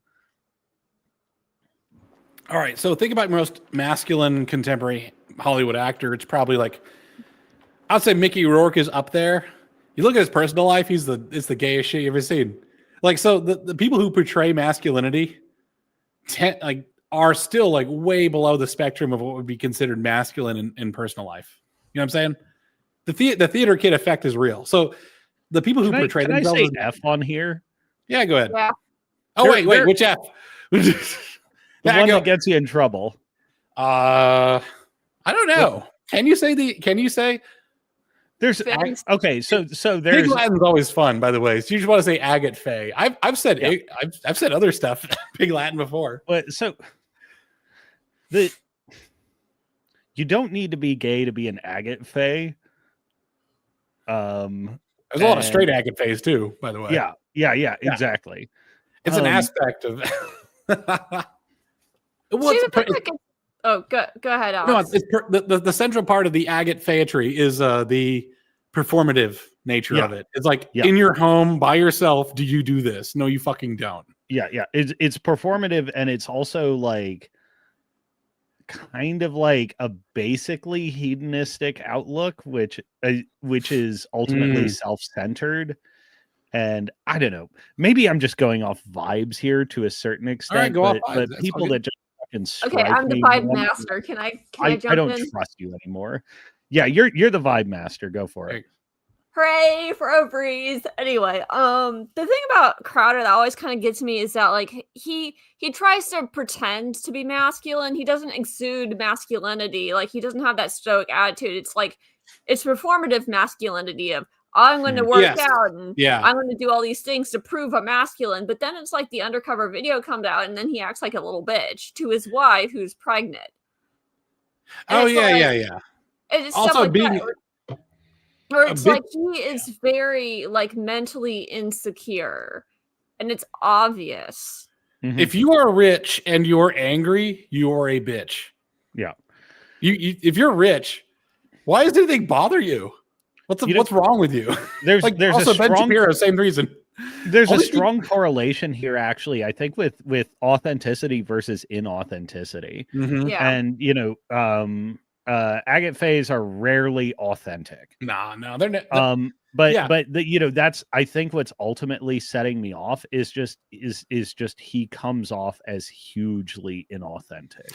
Yeah, well, that's what I'm saying. Yeah, And that's part of the shift in Tucker. Like, when Tucker was fun and funny, you felt that whatever his personality was at the time, you were getting the real thing from him insofar as he was able to do it and the constraints he was in. There's it's an uncanny valley thing, is when you know someone's putting on a performance for you. If you've ever met someone in person who does that, is that they are acting a certain way in person to you, but behind closed doors, that's not like you tell it's the effort. It's the effort makes it off-putting. This person is putting effort into their performance. There's a reason why me and my wife actually just go to Waffle House for like our couples dinners. Like sometimes we'll just go out. First off, we like Waffle House. Second off is like no one's putting on airs at Waffle House. I'm just gonna tell you exactly how they feel.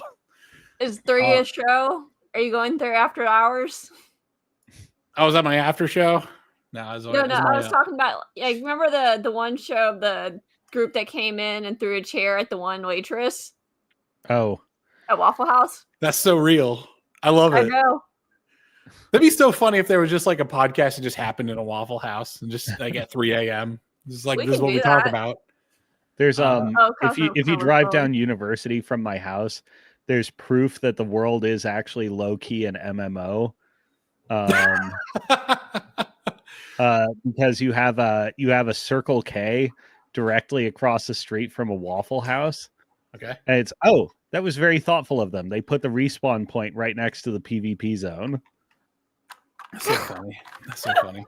Sorry, that's also a bit of a local joke. If you die in Arizona, you respawn at the nearest Circle K. why is that a local? What does that mean? What the fuck are you talking about? Just respawn at the Circle K. Is it because they're everywhere, or is it because it's like a nexus of where? Okay, yeah. Oh, so it's like the hospital in Grand Theft Auto, right? Yeah, like that's super funny. Glenn Beck, I'm kind of okay. Other than by the way, everyone will remember you. Crying on camera is like fucking the dog. You could build 1,000 bridges. You can build 1,000 walls. You could raise wonderful children. You will always be the dog fucker. Mm-hmm. And this is what Jordan Peterson and Glenn Beck both did. Is like, don't cry on camera, man. Don't cry on camera. I find Glenn Beck to be like personally impressive in a lot of ways, but his public track record has been somewhat of an embarrassment. Like this, I think Glenn Beck is a guy who's probably, and I mean, I think he is, like, particularly with his charitable work and the things where he quietly puts his money where his mouth is. Yeah. He's an immensely impressive guy personally. But his public life is like mixed at best. Yeah. I liked him way back in the day. Like, again, the last time I was political, like before COVID, like I became political about halfway into COVID when I was like as soon as they pointed out that, as soon as I found one mainstream media lie about Trump, I immediately like flipped and became just ultra red pilled really quickly. For me, it was the Covington kids thing that like woke me up to like, nah, really, like, fuck these people forever.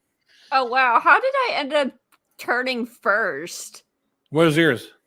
Okay. I mean, I was an ideological libertarian for most of my 20s. I was also like ideological libertarian, yes, yeah. Yeah, ideology keeps you asleep at the wheel for a long time. That's one of the reasons why I hate the libertarians, is because it's like you guys are just keeping people asleep, man.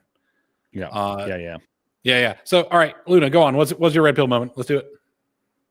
I saw some videos of Charlie Kirk and Ben Shapiro back in the day, and a little bit of Milo back when I was in college. When was that? What year? So I want to say I was in college from 2010 to 2016. Okay. Because it was sort of like when I was in high school, everybody was basically a social justice warrior. That was the time of the day.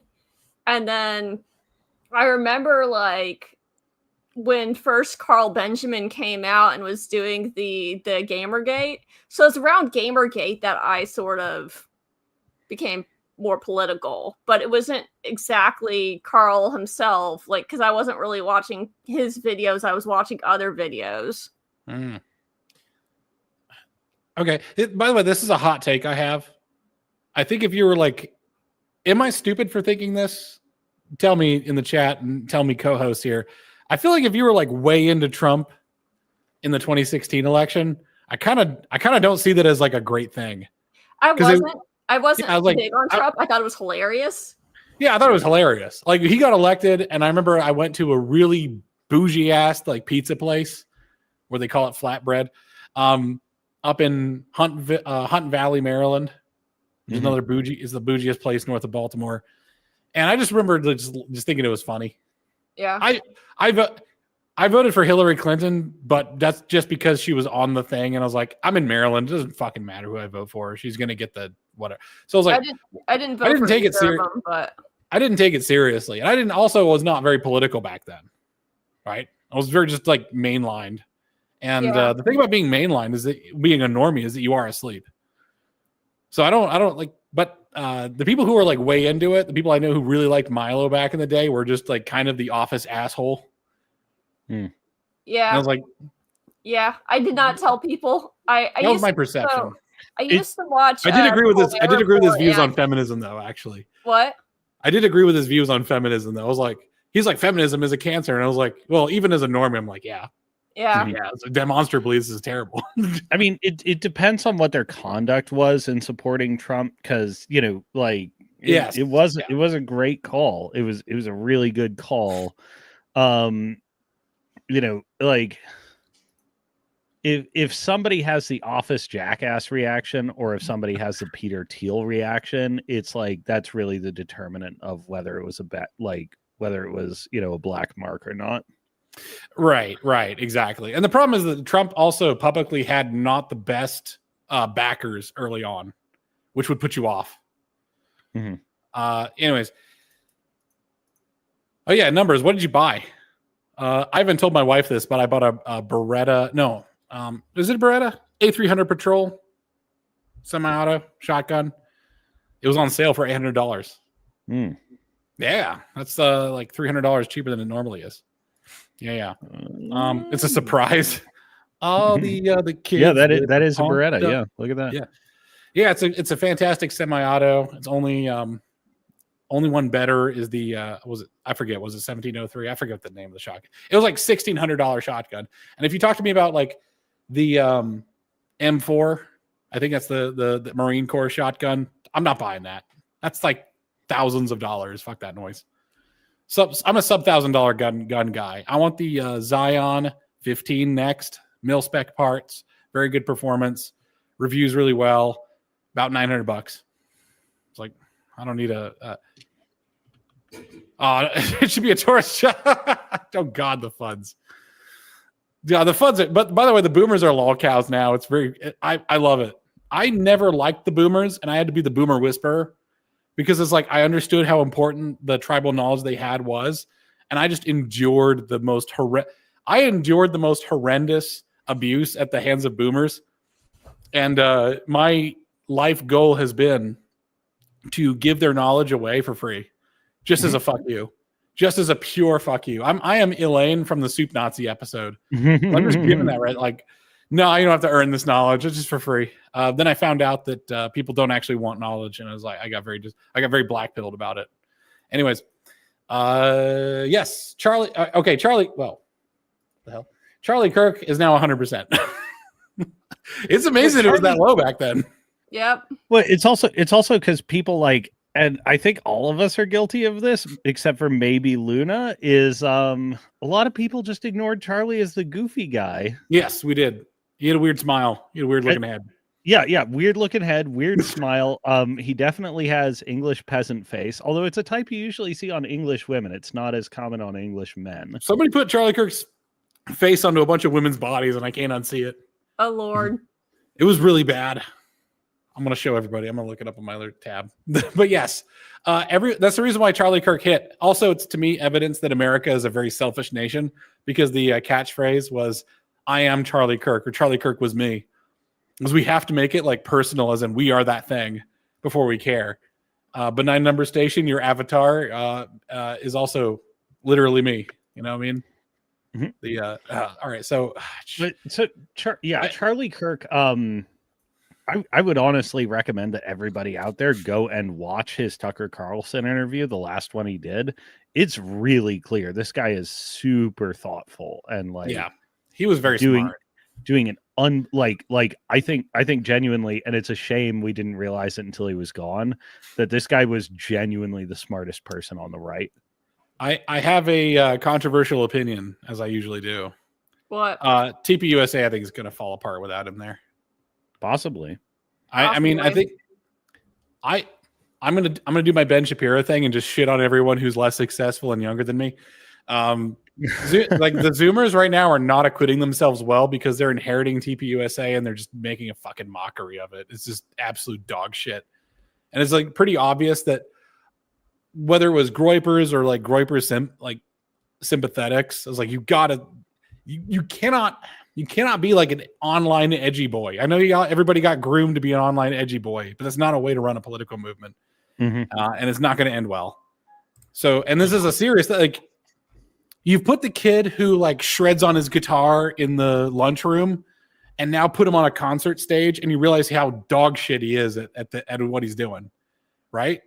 Like, and this is what I'm saying is these crash outs are mostly because like attention is now being brought. I think Charlie Kirk actually hid, or at least maybe not hid, but he processed for public consumption a lot of what the right had. He was not hiding his power level, but he was certainly very thoughtful in how he presented himself and didn't present things that weren't worked out all the way to be presentable. And there's a block list on TPUSA that he had. Like, he didn't allow Nick Fuentes on for a reason because it's just he's a liability in the public mind. Yeah. You cannot have a political movement without women on board. Yeah. That does not mean you have e-girl prostitutes as your influencers. That means you need to have normal ass women on board. Yeah. Oh, yeah. You need to make your ideology far less hoe frightening. Yes. Sorry, Luna, go ahead. Yeah, I feel like that's a huge, like, a lot of the crash outs right now of some of these people is actually that issue, is the men versus women and deciding that they're gonna scare all the hoes, and it's like, yeah, you're not gonna survive this. Well, and that's one of the it's the one of the crucial bowling alone thing, and why I say often we actually need substantially more women's work being done in our country. Yeah. Here's the problem. Okay. I'm going to summarize the failure of the right now. And this goes into actually, I need to add this. I'll make a note to add this to my grand unified theory of women. The theory is very simple, by the way, is that women evolved inside of an artificial environment, whereas men took on the burden because of sexual dimorphism. Men took on the burden of handling the natural environment, and then women live inside of the human environment, which is why women are far more like humanitarian, humanities, that sort of thing. They're more interested in the environment of the human construction rather than nature. All their threats after a certain genetic success level are human, and they're all social, not object based. They also became highly versus all almost a significantly higher share of threats to men are object based rather than relationally based. Correct, absolutely, and that comes from a lot of reasons. Like, you could say K or M? R and K selection. R and K. I'm sorry. Yeah. So that selection strategy difference with humans, we divert massively from animals in terms of that. Our incubation and childhood phases are preposterously long. Not as much as you might think, by the way. There's a weird thing in primates specifically, but mammals more generally. The shape and exotic components of the penis tell you a lot about what the species' reproductive strategies are. Oh yeah, the gorilla, the pud. By the way, I named my cat. I have a fat black lazy cat. He's not fat because we overfeed him. It's just that's his physiology. We just feed him the same amount as the other cat. But he's just a bulky cat. I named him Pud because just sort of like this lazy, flaccid thing. He even feels like goo when you pick him up. Larger balls tend to mean that there's more of a polyamorous thing going on, right? Gorillas are real light on our strategy and have small balls, small penises. Chimps tend to be disproportionately larger. Humans are kind of in the middle for primates. Yeah. So one of the reasons why like lust is such a huge issue for us. Mm-hmm. It's actually probably one of them, like in terms of daily concerns. If I ask Grok, hey Grok, go through all the sermons, Christian sermons between during this period of time, any arbitrary period of time, like probably a lot of them have to do with lust for that reason. Anyways, that all of that is to say is that women have a very different mindset, and you have to make it work because one does not work without the other. It is very much yes. If you have a feminized space, it's bullshit. If you have a masculinized space, it's also bullshit. Which is why like the Fuentes and Joel Webbin types, or at least they're not mass movements. They're more retreats from the clamor of public life. It's incel of just different different the color, the yin yang of incel, but it's still incel. Yeah, the biggest failure of the right is what I was going to say. The biggest failure of the right is that we don't carve space for women. Yeah, and that's it. They live in an artificial space. Artificial just meaning is art. Think of it artisanal space. How about that? Yeah, Artificial sounds derogatory. It's a space that men make. It's curated. Yeah. So we have to have that. We have to have like a positive space for women to operate. I used to be like a lot of the space on the right that is quote unquote for women is stuff like the fake trad bullshit, which is very much e-girls LARPing. Yeah, it's nagging. It's just nagging. Yeah. All that shit is just nagging. And you see a lot of the female influencers like your Lauren Southerns and whatever, like over time they become more left-wing. I'm not saying they're necessarily good people either. I'm just saying that they over time become more left-wing. They kind of feel like they get pushed out of the space. And the amount of pile-ons they get, like women, I don't think can take a lot of the criticism that men are used to. No. Yeah, exactly. There was one, I forget which stream it was. We were getting some flack from somebody and I almost told you to stop looking at the chat because I could tell it was tripping you up. I was like, don't look at the chat.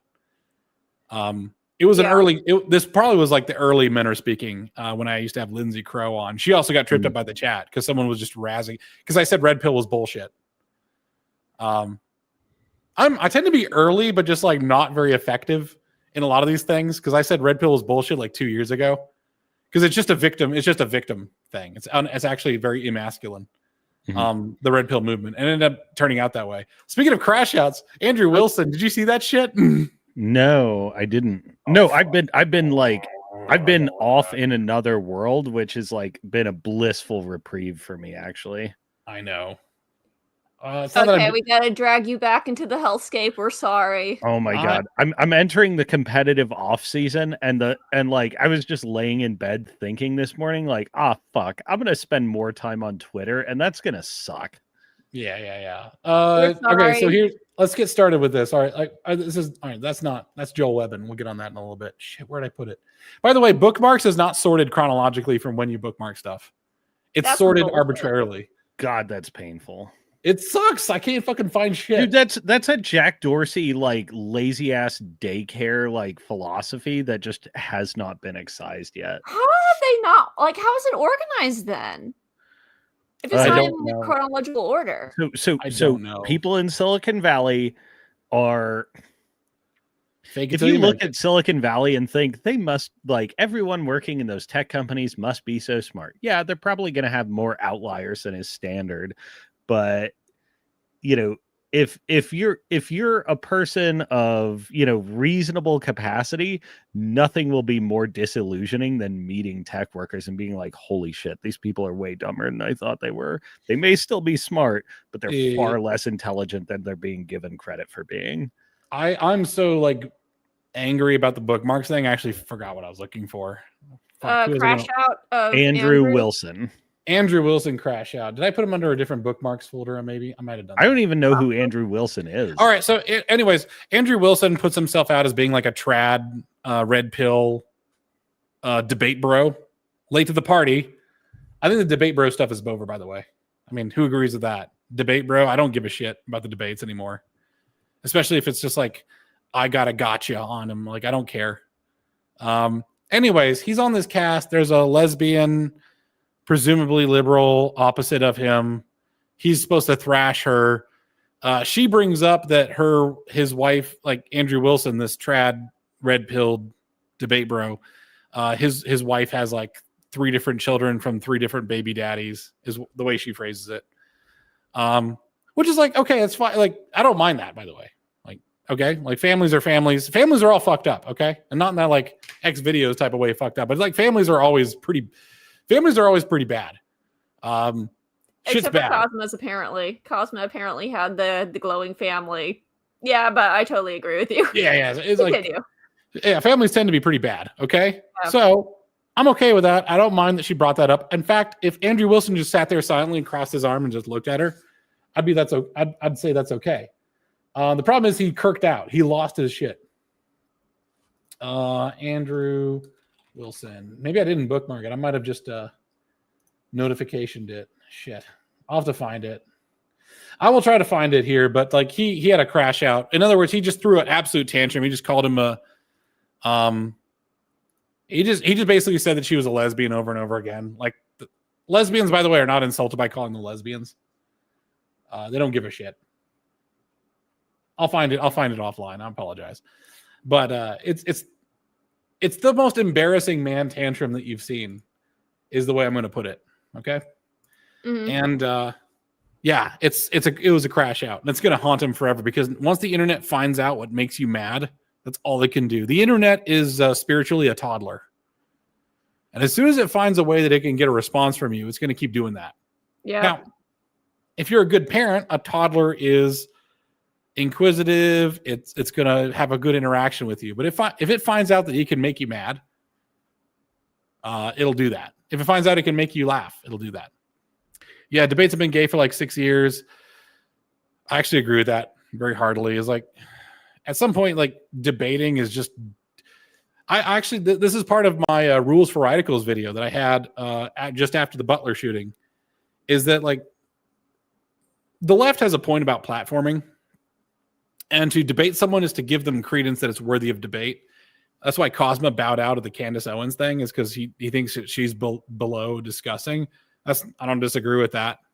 The thing is, like, as I said before, I'm spiritually a little bit feminine, and I like gossip.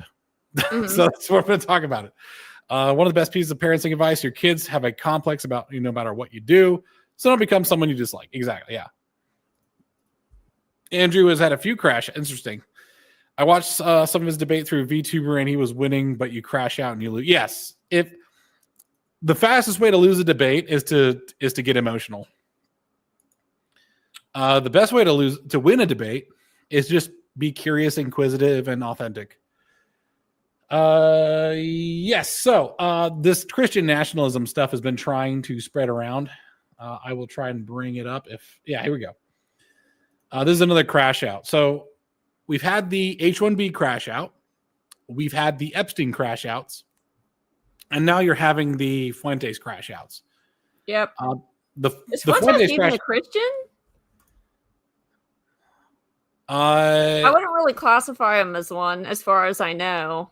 By this metric, Howdly Doodler, I would be a master debater. I am definitely retarded. I take the retarded juice. By the way, being smart sucks, so I started drinking. And everyone was okay with it. And I'm not sure how to feel about that. Everyone's like, you should have another drink. It's like, okay, fine. My wife is like, this is nice. It's like, oh, shit. Genuine asshole. That's all right. We've got medication for it. Nick Fuentes. Just look at his affect. What the fuck am I looking at? That smile just. It just all seems very performative, and this is why the Agate Faye stuff tends to stick with Fuentes, because he just.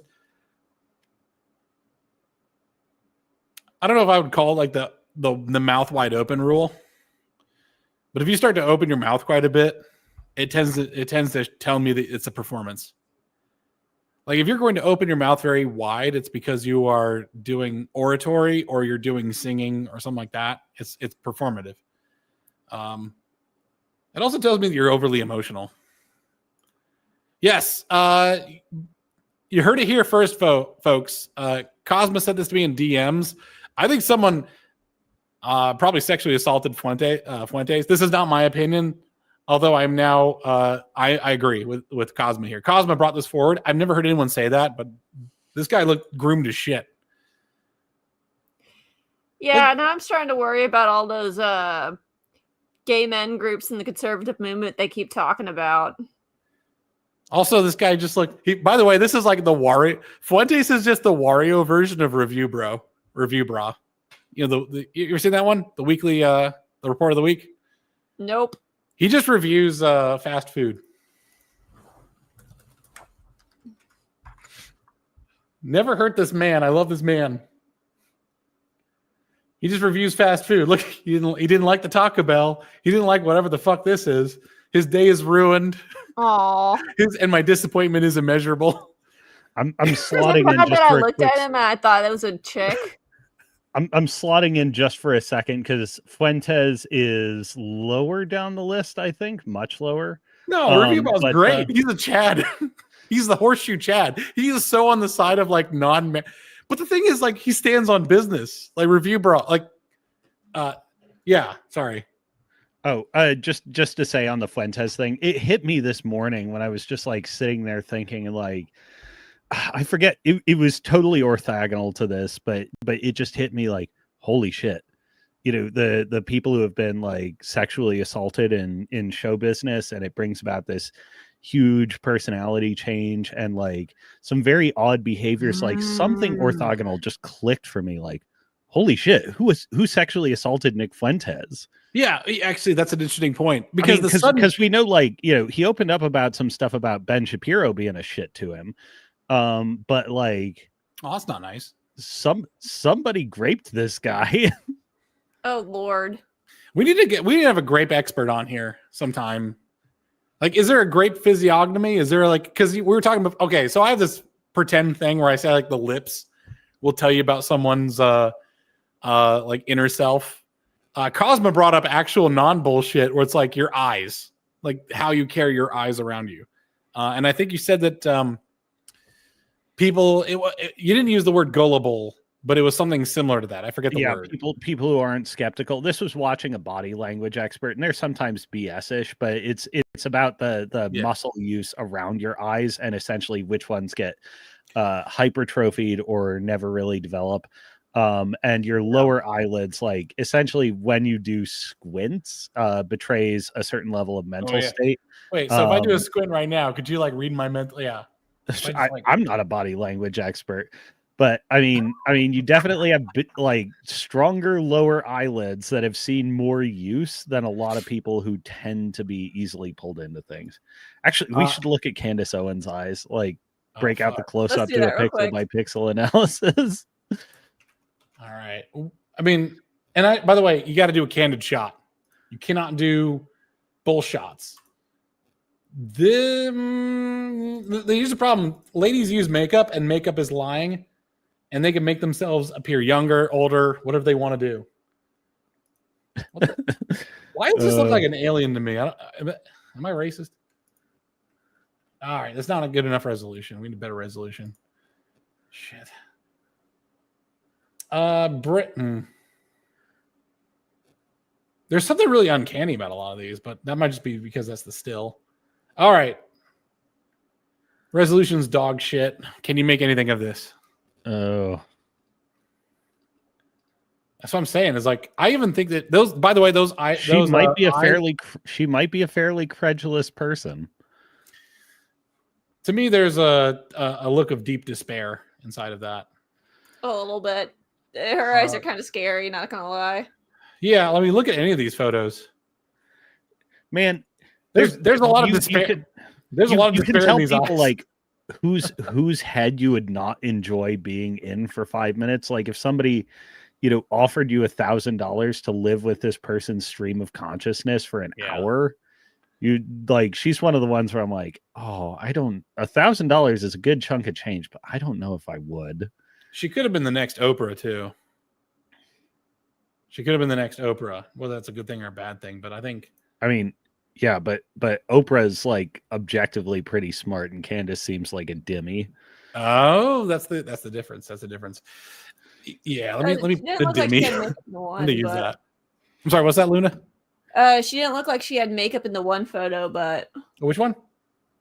Go back to you see it? That one? This one? Yeah. Oh shit! Yeah, there she is. That's the real her. Is that the real her? She looks tired. Yeah, she looks tired. She's in. I think I agree with Cosma here that she's in over her head, and that's why audience capture becomes a convincing thing. By the way, I'm writing a story with my wife called The Jingle, and it's just like about it. Yeah. Well, offline I told you about it, but I actually was trying to. I realized that if you're going to have an Agent Scully, the skeptic who is fairly negative and neurotic, you do need to have someone who's totally bought in. The Agent Mulder to her Scully, right? And I just realized that I created Agent Rowe, different FBI agent, and I just modeled after Report of the Week, which is why his name is Rowe, ROW. Anyways, I really like Report of the Week. He has a radio show on AM. Anyways, yes, Charlie Kirk shot to 100%. All right, this is a controversial one. Matt Walsh. I don't like Matt Walsh, to be honest.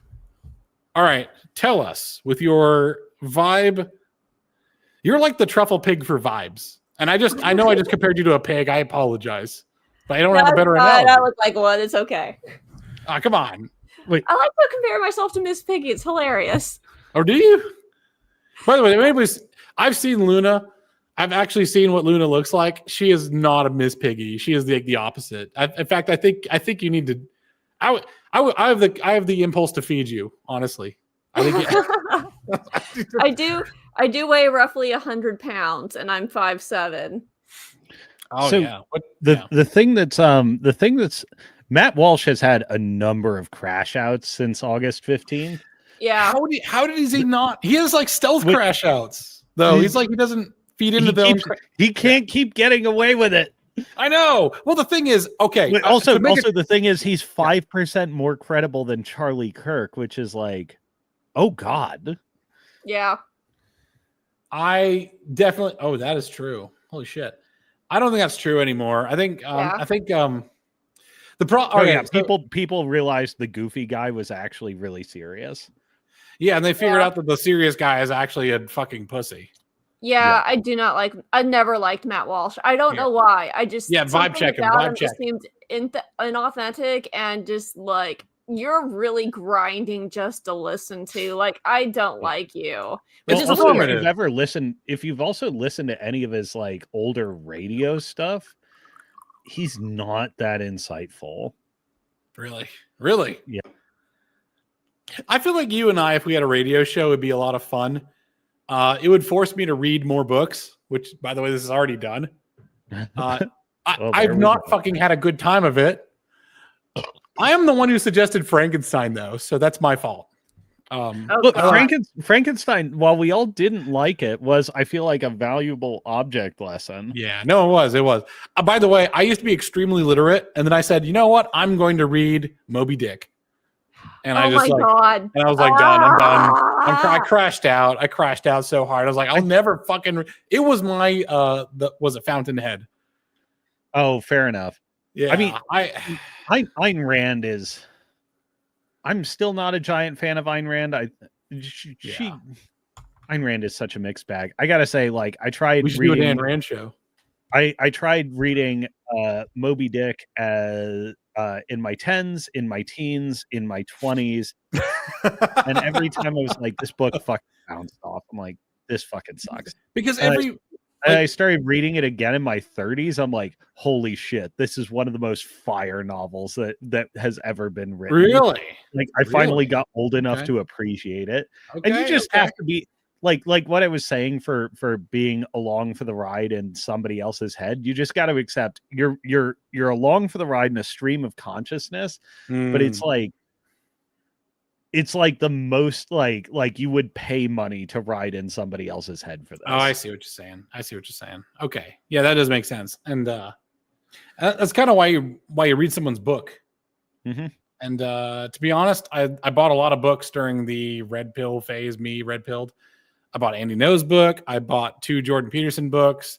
They're all at Goodwill now. I bought a stack of maybe like 10 books. And oddly enough, I bounced off a lot of them. I feel like Andy No's stuff was a bit drier than I'd like. He's a surprisingly dry writer. I mean, he's a dry speaker, but he has a certain gravitas about him. He's like writing a textbook on Antifa. Yeah, he should write a textbook, man. That should be just academic material. Yeah.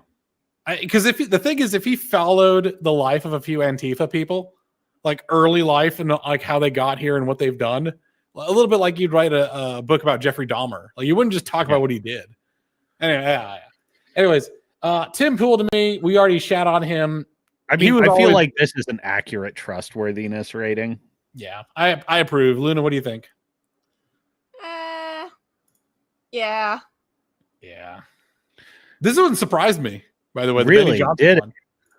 Well, yeah. The Benny Johnson one surprised me because he seems fairly mainstream inside of MAGA, which I didn't understand because he talks and acts exactly like an agate fae. Yeah. It's his affect and his personality. He oozes inauthenticity and like he's fake and gay. We'll come on to Milo eventually, but Milo started like essentially vindictively spilling the tea like 6-7 months ago. Really? Yeah. Oh, this is why I love being friends with gay dudes, because they will just spill the tea on shit. They will just get so mad and go out of pocket. And I really like that. I think spiritually I'm a little bit. Oh no, yeah. You have to like it's just so for that vindictive, spilling the tea, going out of pocket thing. Like, okay, you have to regard this person as deeply untrustworthy. But if it harms someone they hate, that's kind of an authenticity check of its own. We got an audience request, which I will second. All right, what do you say? I'd have to dig to find it. I think I do dig. I will vamp all you dig, okay? And it's I know I'm not going to find it. I know I'm not going to find it. Okay. Can you give us a synopsis? Anything? Just a vibe, a feel, something. He started saying, okay, here are the people who trad fake it. Here are the people who are secretly gay inside the coalition. It wasn't naming names, but it was dropping enough that like, oh yeah. Man, I wish you would name names. That's so funny. But the thing is, if they don't name names, it's because we already know. Yeah, like exactly. Elijah Chamber, absolute agate. Like the gay, like Jack Murphy levels of gay. By the way, did I tell you that I joined the Liminal Order when that was happening? Oh, really? Yeah. I joined it because I was like, this is gonna be fun. Like $700, I get to join a cult. That's the lowest buy-in ever. Sure. Yeah. And the thing is, the funny thing is, I was like, I liked most of these people. I was like, a lot of them are just lost. And I was like, wait a second, this is actually where I belong because I can actually do some good. And I was like, yeah, it's that adventuring in the wilderness thing and like the fall staffs you pick up along the way. We've got to just join. Christians should just join cults and just like pull members out. Sure, absolutely could. You're just swinging off the cliff's edge, just grabbing people who are just hanging. Yeah. But Benny Johnson, deeply, deeply inauthentic. Fake and gay. I have a theory that like male baby posters, extremely gay. If you post a picture of your own baby on the internet, I'm like, I get it like when they're born. Yeah. If you start doing it like as a normal, like a semi-normal thing, or it's just like, I just felt like putting a picture of my baby. The thing about dudes is that we do get tired of novelty pretty quickly. Mm-hmm. And it just becomes normal rigmarole. Also, men don't share that much. Like I don't, this last 2 weeks, I've been doing so much farm work. I don't share. I shared, like I pulled some posts out. That's like 10% of what I did. By the way, each of those, yeah, so good. I was at a major tournament this past weekend with people who I've known for the better part of a decade.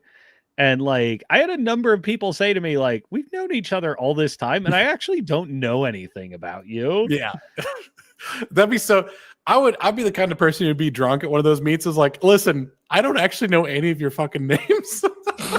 Just like, I don't know a single goddamn one of you.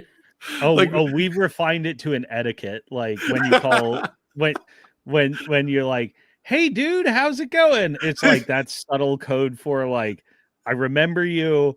We had a great time together. I cannot remember your name for the life of me. I go in with the Predator handshake, and I was like, "What's up, Big Chief? Good to see you again, man. Bring it in." It's like, and I just whisper in there, "I fucking no idea who you are. I know you, and I like you, and we've met so many times before. Not a clue about." The thing is, I guess what I'm saying is like men tend not to share their personal lives. Yeah. So when I see oversharing, like posting pictures of babies like babies to me are a very personal thing. And it's like posting your children is actually kind of fucked up in a lot of ways. Like, I don't know. Yeah. I've become anti-kid posting. Yeah. Yes, that's what. Yeah, and baby posting is like an extreme of that. Yeah, I'm against a lot of that sort of sharing, especially because of the dangers you expose your children to, or right. That's a big reason. Yeah. I mean, I'm massively pro-natalist, and like we need to figure out like systematic ways to reward people who pursue parenting with social esteem. Yeah. But in the age, like based on what time it is, I'm pretty anti-kid posting. You got to be careful because any incentives that you set up can also be pretty perverted, and yes, not perverted in like sexually, but like subverted. Yeah. Perverted. Yeah. I don't know the fuck Laura Ingraham is. Me I either. know who that is. I don't watch any of her stuff. Well, 56% of people don't find her trustworthy, so don't care. Sean Hannity is like a company man. He's like the perfect company man. He's the director who just agrees with whatever the CEO says. Yeah. I've known guys like that. Which makes me trust him a lot more. He's like, I know what you stand for. Nothing. Sure. Yeah. You're a pirate. I get it. You just do whatever the captain tells you. Yep. Mike Cernovich had his Epstein Wave 2 crash out. He's had a number of crash outs over time. I don't follow. Okay, so you're the Mike Cernovich lore master. I'm not gonna lie. I'm not that deep of a lore master. He is one of those people where like I trust him to be absolutely mercenary, but I don't trust him any further than that. And like the reason we even have this conversation about Epstein is because of Mike Cernovich. Like back when it was like a real mystery, he was genuinely, honest to God, the guy that broke it. He did the FOIA request, right? Yeah, exactly. Yeah. Cernovich has done some very good work, but he kind of moves with the wind and is just not like you trust his trajectory in relation to self-interest. You don't trust his words at face value ever. Nah, he used a word. This is what I say is there's a dichotomy. People who consider words as a sacred vessel of truth and people who use words as tools. Yeah. And I don't trust the words that tools people to me are in the Miyamoto Musashi carpenter's analogy is that they can appear well, but they don't hold. They don't hold structure. So you can use them as a facing, but be ready to rip them down. That's what I'm going to add. That is like you might have to change the facing with the trends and the style, right? Mm-hmm. It's actually kind of amazing of how much. One of the reasons why this is an aside. This is my like inner gay man interior decorator is going to speak. One of the reasons why Americans don't in America we don't commit to a style because the styles change so much, so we pick the most bland shit ever. You put Americans have picked some real aggressive styles in the past, or styles that would have been recognized at the time as quite aggressive. I mean, like in contemporary. I'm sorry, I didn't. Oh, say sure. Yeah. Fast fashion and disposable or non-heirloom furniture have changed so much about the culture. Yeah. Americans of the past, even like Puritan clothing is, while we consider it plain, was essentially like an aggressive and daring fashion statement. purely for its deviance from the norm at the time. Yeah, from the cultural norms, that it was like hyper reactionary and restrictive, but that they had their own like really intricate color language and were very very intense about it. That's what I think we need in America was like the champions of Art Deco and of like streamlined trains and shit like that. Like, I love Art Deco. It's my favorite shit. And all that, a lot of that started to go away as aesthetic taste became more changeable. I think I'm building a lodge on my property as a meeting space because there isn't one in town, so I'm just gonna build one of my own. The Distillers Club is a thing I'm probably instantiate soon. But there's I'd like to have an electronics club. But yeah, I was like, I'm trying to figure out the style for the lodge. I was like, I kind of want to do like an Art Deco Christian, like almost mythical Art Deco. Art Deco being a modernist style, like you can tell whether a style is substantial or not by whether it feels like a place you would want to be in, like whether it feels habitable to you or not. Yeah, churches, for instance, like particularly Gothic, medieval, Rococo, Renaissance, all these architectural styles, are grand and awe-inspiring, but you do not feel out of place in them. Art Deco, and I've spent actually the surprising amount of time in deliberately designed Art Deco spaces. Art Deco is like grand and daring, but still feels human. And actually, like as wild as this aesthetic is, it feels really pleasant to be a biological human being in these kinds of spaces.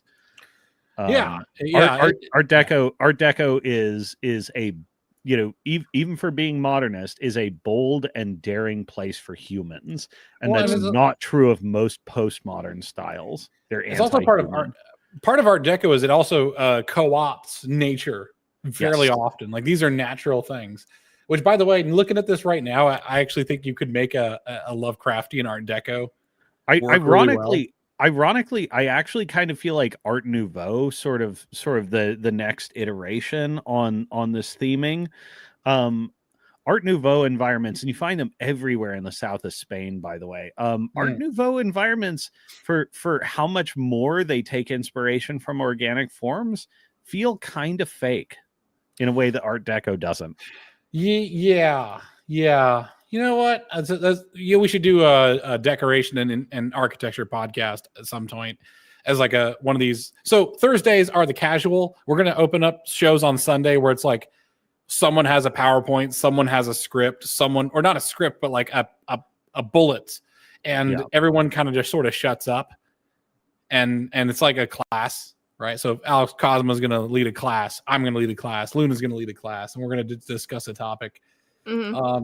Interior design would be a fun casual topic, and it's there's a certain try-hard nature to the Art Nouveau, but like what I'm looking at it is it's putting okay, so here's the thing is why it's inhuman.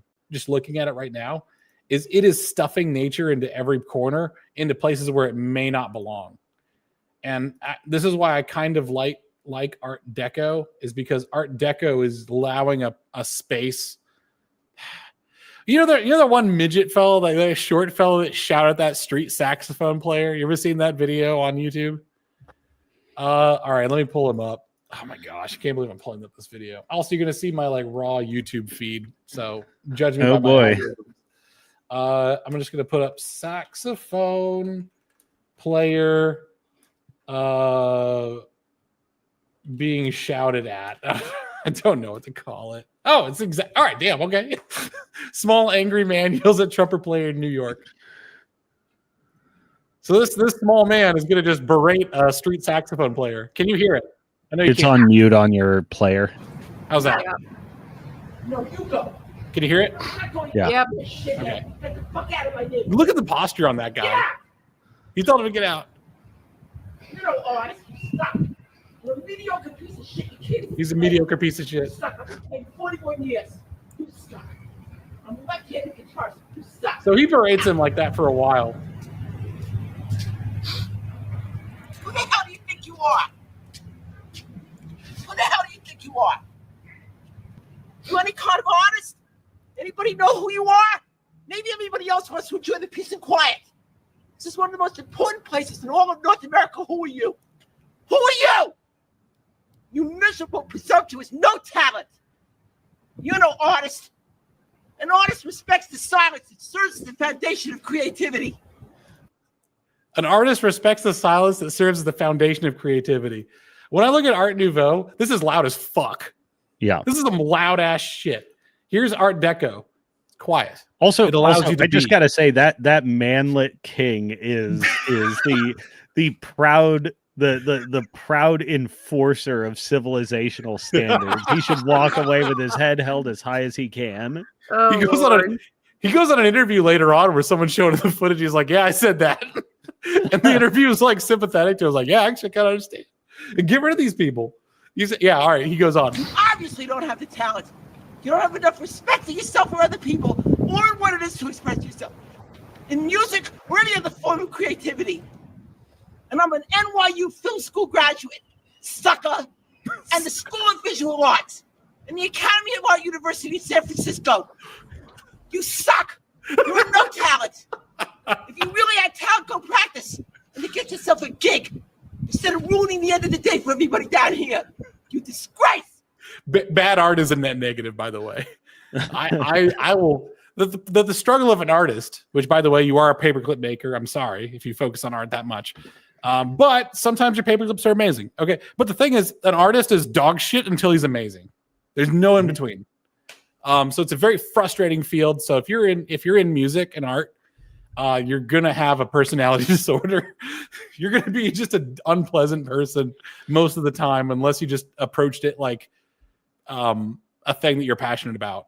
Well, he's defending the public space and he's defending aesthetic sensibilities in general.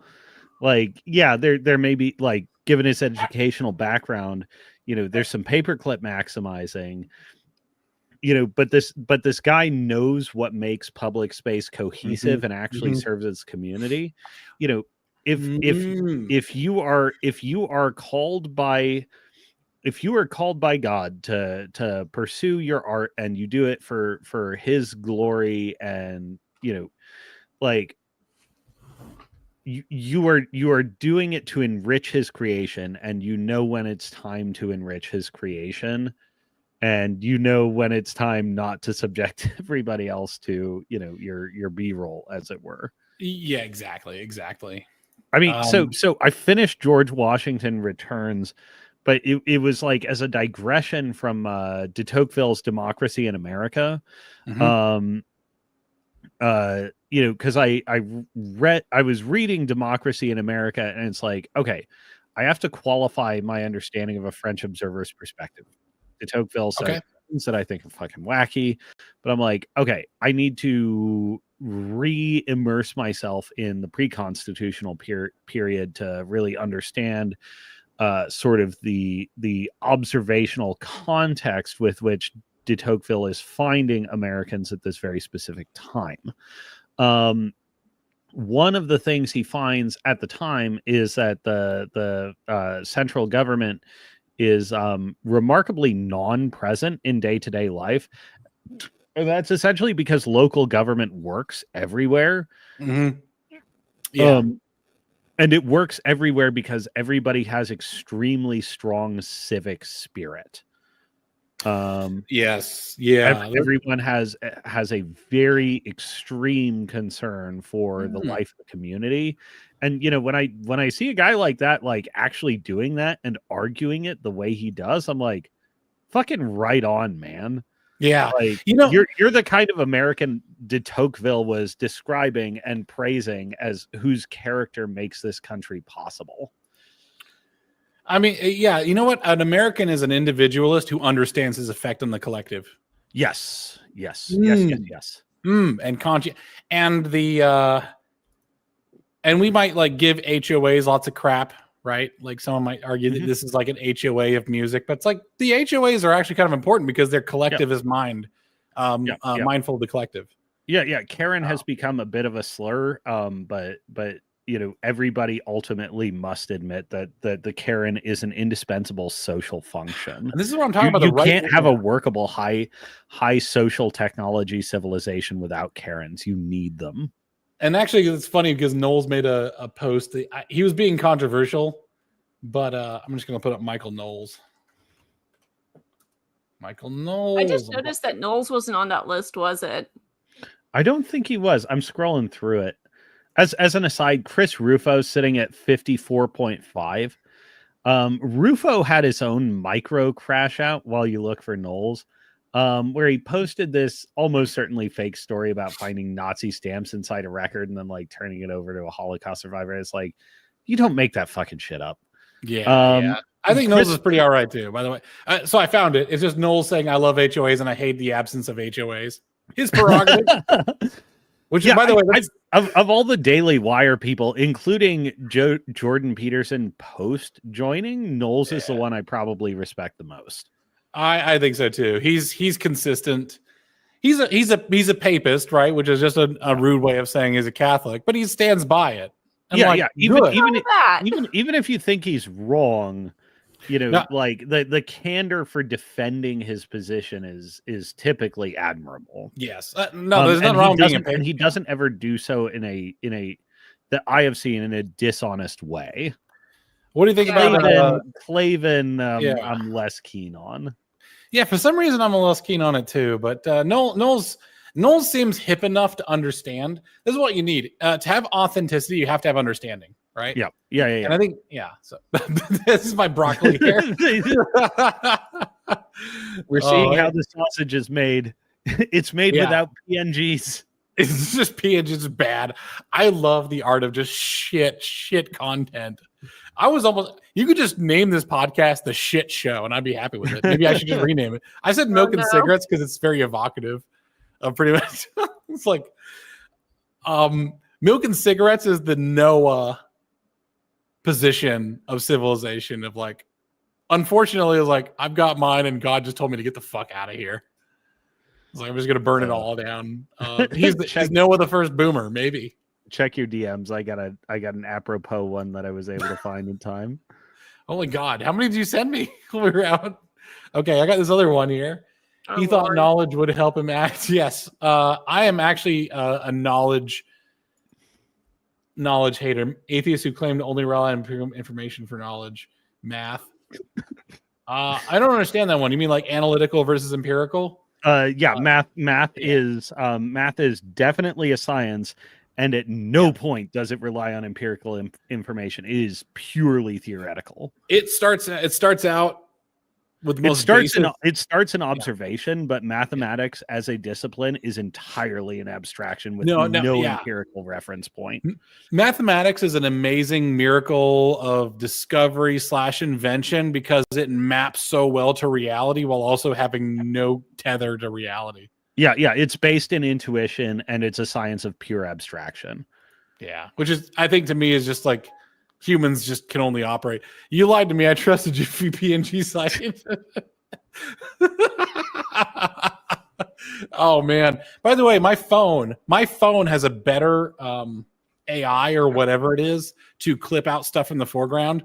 So I have to than stuff on my PC. So I have to send pictures to my phone. I'll then clip out of the foreground, which makes the background transparent now, and then I have to send it back to my computer for editing sometimes.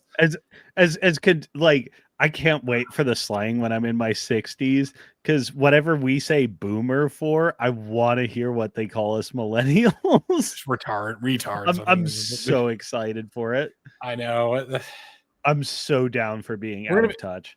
Are we going to be like woke? Yeah. Do you wish you could be out of touch? Being out of touch is such a luxury good. Look, I do all my best work when I'm teetering on the brink of insanity.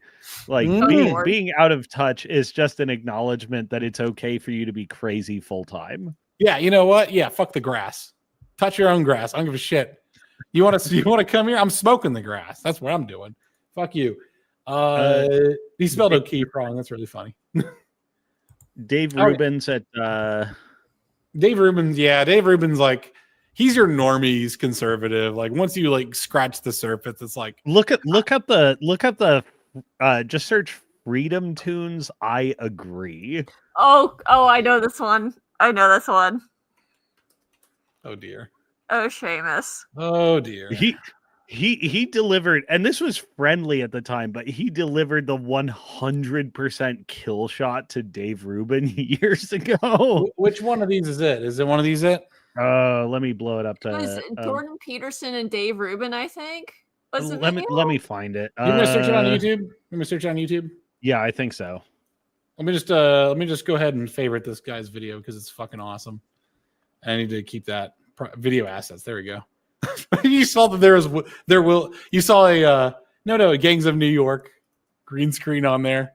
By the way, Gangs of New York, I have some controversial opinions on, which are not going to make Heritage Americans happy. I still have to rewatch that one. We're going to do it as a watch party. I'm Okay. going to commit to it right now. So Number Station and Diddly Doodler will do it on your Discord.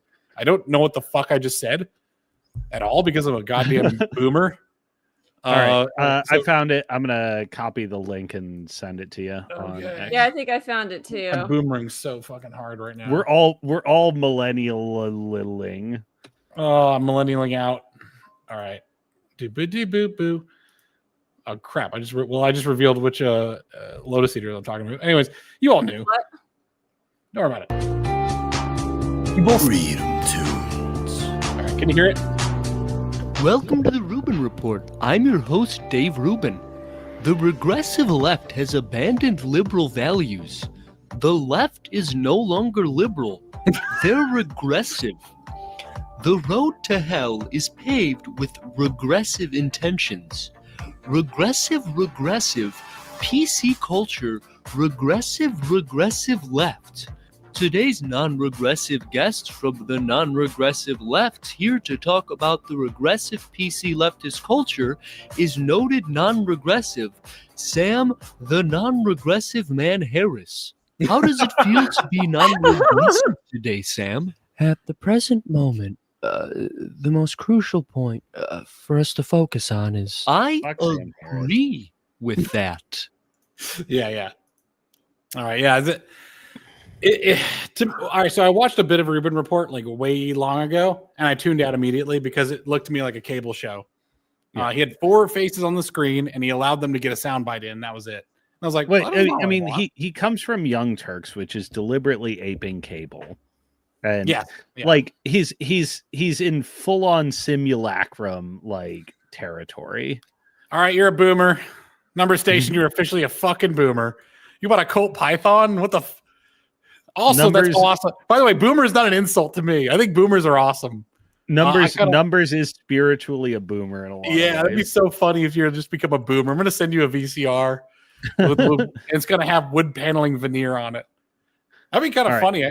So I want to redesign my studio area because I want to put an L desk in here. I already have a 1980s typewriter that I found in the dumpster, which I fixed to work. It just needed some cleaning. They only work ish. It's pretty good. I found out that I'm too retarded to use a typewriter because the margins kept moving to the right, and I'd have no idea how to reset them. So I had to power cycle it, which might have been how how it worked. I found the manual for it, and the manual explains nothing. It's assumed you know how to use a typewriter.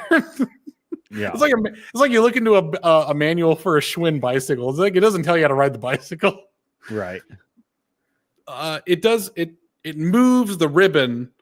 It's a weird one because it moves the ribbon and not the carrot. Like, because old typewriters, I think it was the paper that would move. You have to hit the return to send it back. Anyways, Yeah. Join the So- Discord. And so look at this video is essentially Dave Rubin having on all these different guests and being like his only feedback. Right, just go ahead and hit it. The archetypal hero by metaphorically dying. You're never going to kill the snake man, let alone rescue your father from the underworld. Who has a billion of anything? Nobody. It's absurd. I agree with that. I hope you're doing well, Dave. I agree with that. Okay, so you're agreeing with me, Dave, but you haven't actually given me an explanation for why you agree. The regressive left. Okay, I'm sorry to interrupt, but Dave, how attractive was your single mother? Did she leave you a daycare? I Who's that depicting, by the way? Who's the bald Oh, guy? Stefan Molyneux. Oh God. Oh God. Really? Sarkeesian spent $17 billion This is Viva on a Frey. 30-second video No, I where think she that's says the the, word fem. What's his name? This is who? I'm struggling with the name. That's all right. That's all right. It's somebody you don't see What? much anymore. Times. Yeah. After Many such promising her cases. donor she could get the video done in I agree with that. Honestly, gang, I knew this was happening. He was agreeing with all of us. This is clearly not an honest person that we're dealing with. I view him truly as a bad actor. Well, that depends on what your definition of truth is, Sam. Oh, not this again. So I'm not the only one. All right. So somewhere there's a red-pilled schizophrenic, and this is what's inside of his head. And Yeah. Buddy, listen. God will forgive you for just ending He it. agrees with? Okay, folks, clearly, as I've mentioned, he's been agreeing with all of us on everything when he should only be agreeing with me on everything, okay? If you think we're ever going to be God. and after this, you are sorely mistaken, Buster Brown. My gosh! What you have done here today cuts to the depth of my soul and strips me of my faith in human virtue. I may have brought humanity 1,000 years forward in moral philosophy, but you've set me back 2,000. I can't think of anyone more likely to have been spanked as a child. Good luck finding new people to interview, you Oedipal tyrant. Our next guest is the only person I was able to get to do the show, but is secretly the person I've wanted to interview most of all. Welcome award-winning journalist, Rave Dubin. Rave, do you agree 7 with years that? ago. I agree with that. Yeah, it's all right. So the right wing is gathered on so many hangers on that at some point the ship does need to chip its barnacles off. Right. And that's kind of what's happening. And we do it by That's what I call the Falstaff phenomenon. It's exactly that. and Well, the what's funny weird thing is is that okay, the yeah. kill shots are going to a lot of the notable people, and it's sort of like, well, who do you have left that's notable but still authentic? I mean, Michael Knowles is kind of a rarity, but who do we know on the right wing? Well, he's other also than- attached to a bunch of shitters too. So Yeah. that's a bit of an asterisk next to a Mark- favorable rating. Mark Levin, afuera, Mark Levin. He's Afuera. he's blown his shit out so hard. James O'Keefe, That's an agate fay I'm pleased to have on my side. it's true, but he needs to have something to eat. So he's just reporting on shit. This is what I'm saying. The heuristics of what's actually consequential is that clips will move through the sphere. You can't avoid it, right? And I just haven't seen a lot from O'Keefe that's really mind blowing. I think he went on the Epstein. The problem is he started interviewing people that were just probably bullshitting. It was okay, yes, when you put a hot chick in front of a dude, he lies. No fucking shit. You have to actually verify that his lies are real. Verify that his story is real. So he started just putting people on the show. It's oh, we got a big scoop here. It's man says that. It's this guy's got nothing to do with any of that shit. It's some random contractor. It's yeah, they have a surprisingly rigorous verification process, but yeah, I get your point. The candid stuff does have limits, and it needs to be qualified. It's what I'm saying is there's nothing earth shattering going on right now, and I see him as someone who's kind of eating away at the MAGA movement because Trump is the one who's in power at the moment. I don't know. Trump is ostensibly in power, but that's true at the top level. But as you start going down levels, you find that control wanes and wanes. Well, I think the mad undercover dog of the right can keep biting whoever he wants. He can keep biting, but he needs something to eat. You know what I'm saying? He's been. So the problem is I'm just saying in DC he will never run out of things to bite without exhausting his utility. I guess I understand that, but it's was it the do you have some Epstein whistleblower or something on there recently that was just a nothing burger? It was not a whistleblower, it was a DOJ guy of some sort. Yeah, but the DOJ guy didn't have anything to do with anything. Yeah, that's what I'm saying. Is like he's you got to remember DOJ is the agency over the FBI, just like state is over CIA. Mm. FBI is the intelligence arm of DOJ. So keep that in mind. It would be great. Actually, be kind of fun. I would actually like it if O'Keefe went after Patel and Bondi. Sure. Is it? And Bondi, I think, is a registered agent for Qatar. She actually is like a part. Yeah. Holy fuck. Yeah. Really? Pam Bondi, Farah, Qatar. Is it true? Are you? Pam Bondi is lobbying for wealthy special interests. I don't know what this is. Oh, it's a .gov. Okay, that's judiciary.senate.gov. Oh yeah, lobbying Congress on behalf of Qatar. When was this happening? You see what I'm saying? Can you read that? Yep, I can read that. Damn. Yeah. Let me blow it up. Like when? Like what was the time frame? Can you deregister? When is an important question when it comes to being a foreign interest? Like technically, Ben Franklin was a foreign agent for for the UK, the England at the time. Obviously, that's not necessarily pertinent to. Yeah, it's like stuff changes. You know what I'm saying? But yeah, man can lose his mobility, but not his existential need to get his tip wet. Ew. You talking about Ben Franklin? Yeah. Preach. Like everything you can say about the lofty intellectual achievements of mankind and specifically male base interests at their worst. You will find that these two actually have no relationship with each other, and Ben Franklin was maxing both. Yeah. When I was a student, okay, by the way, I used to be a bug man, okay? It's kind of crazy looking at me now, but if I showed you a passport photo of me, I was like a total bug man back in the day. And I thought it'd be like a really good idea if the university would incentivize good grades by providing you prostitutes. I was like, I was about to write an essay of the student paper. What? Psychopath. And I would refer to it as being aid, as you got your aid. This is just state mandated goth GFs with extra steps. I agree. We should remove those extra steps.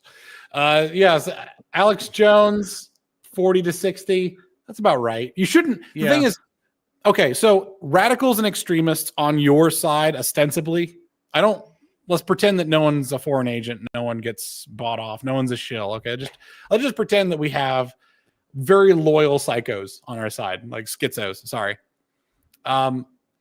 They have a use, but they should never be credible.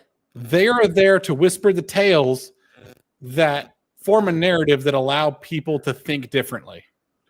I'm trying to so I'm with Doodler on this one. In a qualified sense, I think there needs to be a domain carve out where Alex Jones should not be granted. You are on this council, but you are not granted the rank of master. Yeah. There's a certain domain of things that I'm having a hard time articulating because I'm looking over at my empties on my desk and it's a lot. But where Alex Jones is within this delimited domain is to be absolutely trusted. Almost everything he says is guaranteed to be true. And then there's most other areas where almost everything he says is guaranteed to be false. Yeah, I would like it if the 2/3 is not this within this 39.4 he's always right, and within the 60.6 he's always wrong. We have to make Alex Jones form must fit function, right? I believe so. You must present yourself as you are, and Alex Jones to me is a paradox in and of himself. So therefore I believe he must dress as a harlequin. And he must insult the king. No, he's at his best when he chooses to be a clown. Because as a clown is bless you. Sorry. That's kind of his role, isn't it? That's what I'm saying is that you can't have a fully you need your radicals to not be credible and mainstream. They should never be mainstream because first off, that's a lot of incentive. That's a lot of pressure. You ever met somebody who's once they became an artist, once they became accepted, it's just they absolutely fucked it up. It's Mhm. some Oh, people for should sure. live at the Yeah. fringe. Some people have to live at the fringes. That's just that's just their natural habitat. We cannot domesticate Alex Jones. Like Alex Jones should continue to be wild and bizarre and have no loyalty to anybody. Yeah. James O'Keefe is a mad dog. Alex Jones is just full on feral. Yeah, and it's like sometimes the feral one's right. Milo. People don't like this. Milo. This is the second one where I was genuinely astonished by how many people voted yes. Oh yeah, Milo should be less. You think? Milo, like I'm gonna throw a 0 seats on Milo. Yeah, no, Milo is just there to create he's an attention hog. He's trying to farm attention. Well, you put it nicer than I was thinking. Are you trying to have sex with me? Always and never. Always and never.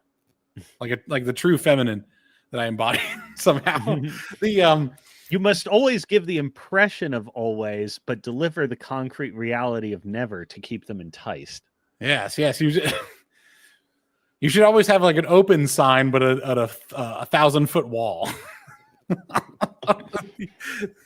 It's the white Monster Energy drink on a 1,000-foot pillar that you must climb. Yeah, at the top of like the Mulan-esque pillar. Milo is he actually is a clown. Yeah, there's no oracle behind that. Like usually you want to have an oracle clown. Like the Northman had an oracle clown. Oh yeah, with Willem Dafoe. Willem Dafoe, yeah. God damn. Why does Willem Dafoe just keep popping up every fucking where? If you need someone to be a weird motherfucker, he's one of Brian Eggers' favorites, and like Willem Dafoe is just like a god tier actor. Yeah. Willem Dafoe, more like Willem Defriend. I love Willem Dafoe in whatever he's in. I have not watched. Got one of those faces. Well, he's also just got like an ability to do exactly what the role demands of him, regardless of whether it's directed or not. Like watch Boondock Saints, watch first Sam Raimi Spider-Man, watch oh god, what else is he's done a lot of serious roles, but he knows when to clown. Him and I only know him by his real name right now because I'm spacing out. Coppola, not Cope. He chose a different name. Nick Cage. Him and Nick Cage are kind of like weird. It'd be great if there was a movie called The Three Jokers, and it was who's the one who played Joker in the Joker? Not River Phoenix. Joaquin Phoenix. Sorry, River Phoenix is my cousin. Joaquin Phoenix, really? Nicolas Cage and Willem Dafoe would be great, like as the Three Jokers. That'd be amazing because there's I'd love to see that as a coffee and cigarettes style movie where it's like scripted but shot like it's supposed to be candid vignettes. That's it. By the way, me and one of the things I've tried to write with my wife is like a good Joker sequel to like take what was good about Joker, and you have to have a not so good grip on reality, and the non-reality parts have to be allegory. And possibly going musical is not insane enough. You have to go like insane. You have to go. Yeah, exactly. What's a movie that did insane well? Was Willem Dafoe? The Northman was one of them. Who's in John Wick? Diddler. We almost called you Diddler. Keanu Reeves. Keanu Reeves. Yeah. But we were talking about Willem Dafoe, Joaquin Phoenix, and Nicolas Cage. After Gangs of New York needs to be watched. Cemetery. Yeah. Heard some good stuff about Cemetery Man. Yeah. There's a lot. There's a good. I've not seen The Color of Space, which is an H.P. Lovecraft based. Oh yeah, that's right. Willem Dafoe did die in the first movie. He was an assassin that refused to kill John Wick. Yeah, absolutely. A lot of movies. We gotta. So one thing I want to do with this show is I want to have a proper calendar, just internal between us. So you could jump on whatever show you want to jump on. I don't want to feel like this is a pressure for anybody. And if I have to do solo, I'll do it solo. It's fine. The next thing I want to do is I want to have a movie book list and like a place for you guys to put requests and maybe like a Survey Monkey or something. Right. That you I think Diamond Age is going in the like, sure, why not equals never. That's fine with me. Diamond Age is going to happen at some point, but I do make fun of Neil Stephenson quite a bit. Neil Stephenson is 100% worth mocking. Yeah. He's like, it's just so edge with the mod. He's like goes into the modifications. It's like I don't need to know that. I like for a snow crash. That's just the start because the narrative voice changes a lot by character. You're just getting Bud, who's like weirdo white trash. Well, all right. If you want to see Neil Stevenson at his worst, read Termination Shock. I do not recommend it. It's essentially like a sci-fi shitlib future. Oh no! And it's should be the name of the book. Worst. I would read a book that was called Sci-Fi Shitlib Future.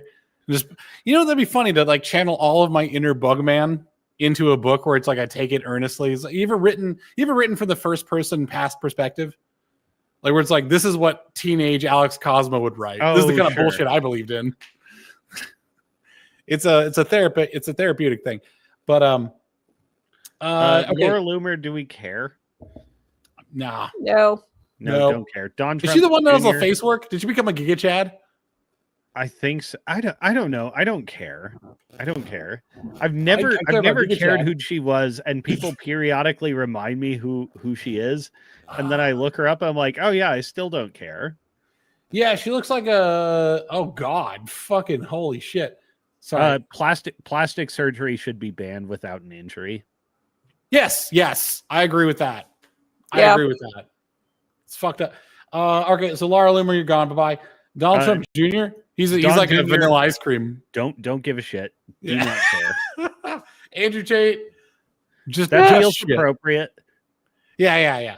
Like we're not at full zero seats level, but unlike Milo, we're in the correct range. Vicinity. Well, the thing is, we just know we have 9.3% retards. Yeah, running around out there in the right wing, which is fair. And then there's the 22.1% retards. Nick Fuentes, which I'm just gonna put. Please don't have audio. I can't stand to hear the guy. He just has a shitty voice. I just don't like it. He does. But look at his face. Look at his fucking face. This is like an AI person. This is not a real human being. It's not an AI person, but his mannerisms do bespeak somebody who believes he's perpetually in danger, which is part of my years. All they talk. I hate the X video player because it'll just start whenever and it'll just have volume whenever it wants to. Is that what his voice sounds like? Checking the hands that's what his voice sounds like. AI.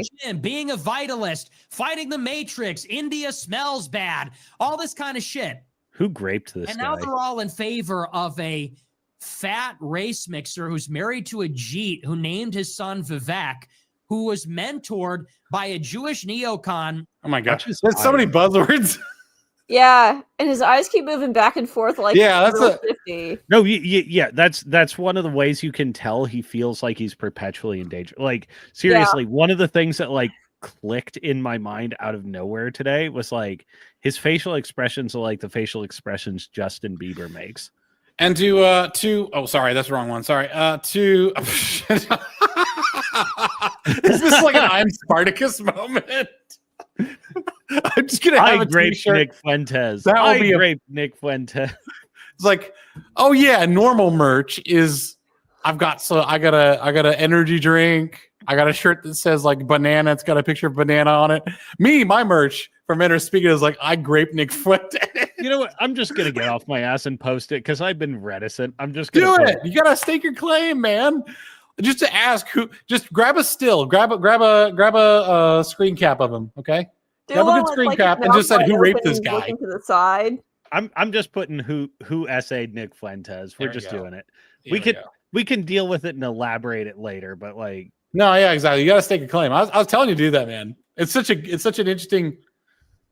It was like a mind expanding moment. Like holy shit, like somebody has sexually assaulted this dude in the last 10 years.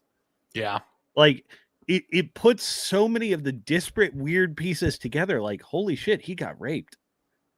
Oh, by the way, one of the mug reminded me that the America First thing is like you're starting to see on the right the same stupidity you saw on the left in terms of like slogans don't belong to people. Like, oh, that just means America First. It's like, no, it doesn't. Like, it's just like, oh, it just means anti-fascist. It just means that Black Lives Matter. It's like, do not bullshit me. Dude, we've been through like 8 years of this nonsense. Yep. Do not like tell me that America First is decoupled from Nick Fuentes in any way. It's called branding. Okay.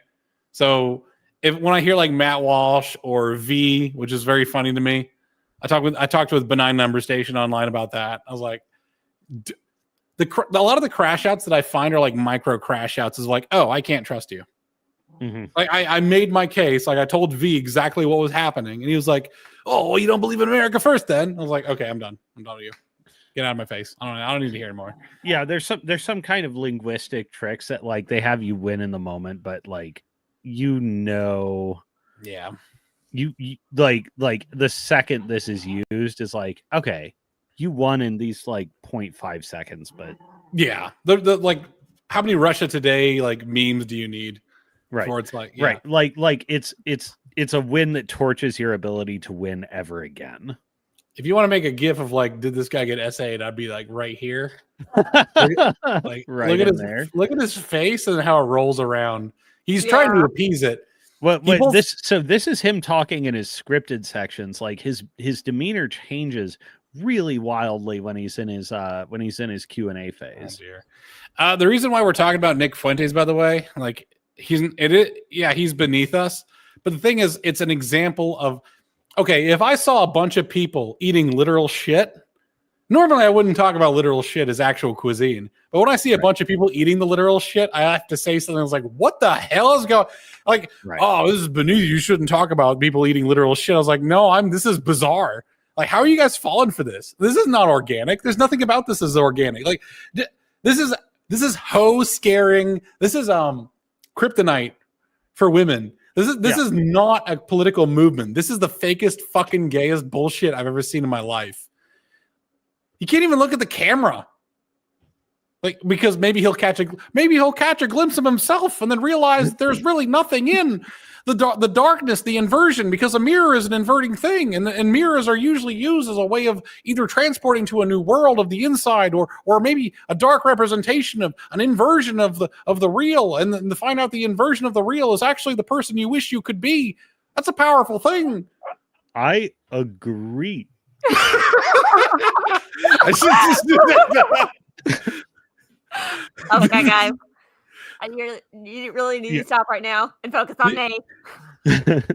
You catch a glimpse of what you could be, and that's not you, and you realize that you're kind of bitch made, and that's a really hard thing to deal with, especially right now. I mean, you're it's hard to find out that you're a complete faggot. I can't do this. Wait, you're basically a bicycle.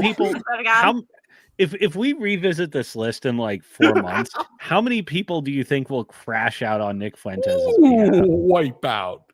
That's a good question. Oh, Lord. Dude, Fuentes right now, as you said, has like the microseconds of popularity, because the thing is, it comes to light. The hoes make fun of it. They're already like Carrie deprogrammed. Carrie Smith is already dressing up as this Joel Webben pastor fella. Oh, and making fun of it. She's fucking killing it. I didn't know or care who Joel Webben was, because like I've never really entertained the Christian nationalism. Mm-hmm. But now that he's a lol cow, oh boy. No, dude, America loves. This is what, and I said this. I have to like look up my tweet when I said this. It's like, this is what we do. I mean, it's in America. We find someone and we make them into a lol cow. And if they cannot be made into a lol cow, then they become the king. Trump is the king. To Christian nationalism as it's trying to make its roots. Christians. How so? Christians are gay. Fake and gay, to be more precise. Christianity is a feminized religion. What do you see as which, by the way, is a very Lotus Eater's position to hold. The Christianity that you there's a big difference between American Christianity, which is pretty aggressive. I live in Appalachia, so my thoughts are fairly tainted by that, like biased, I suppose.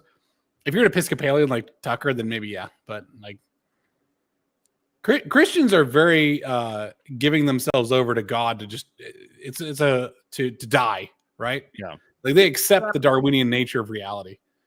And they, instead of becoming a victim of it, which is the bitch main thing to do, it's the Candace Owens / Ben Shapiro thing to do, is they just deal with it.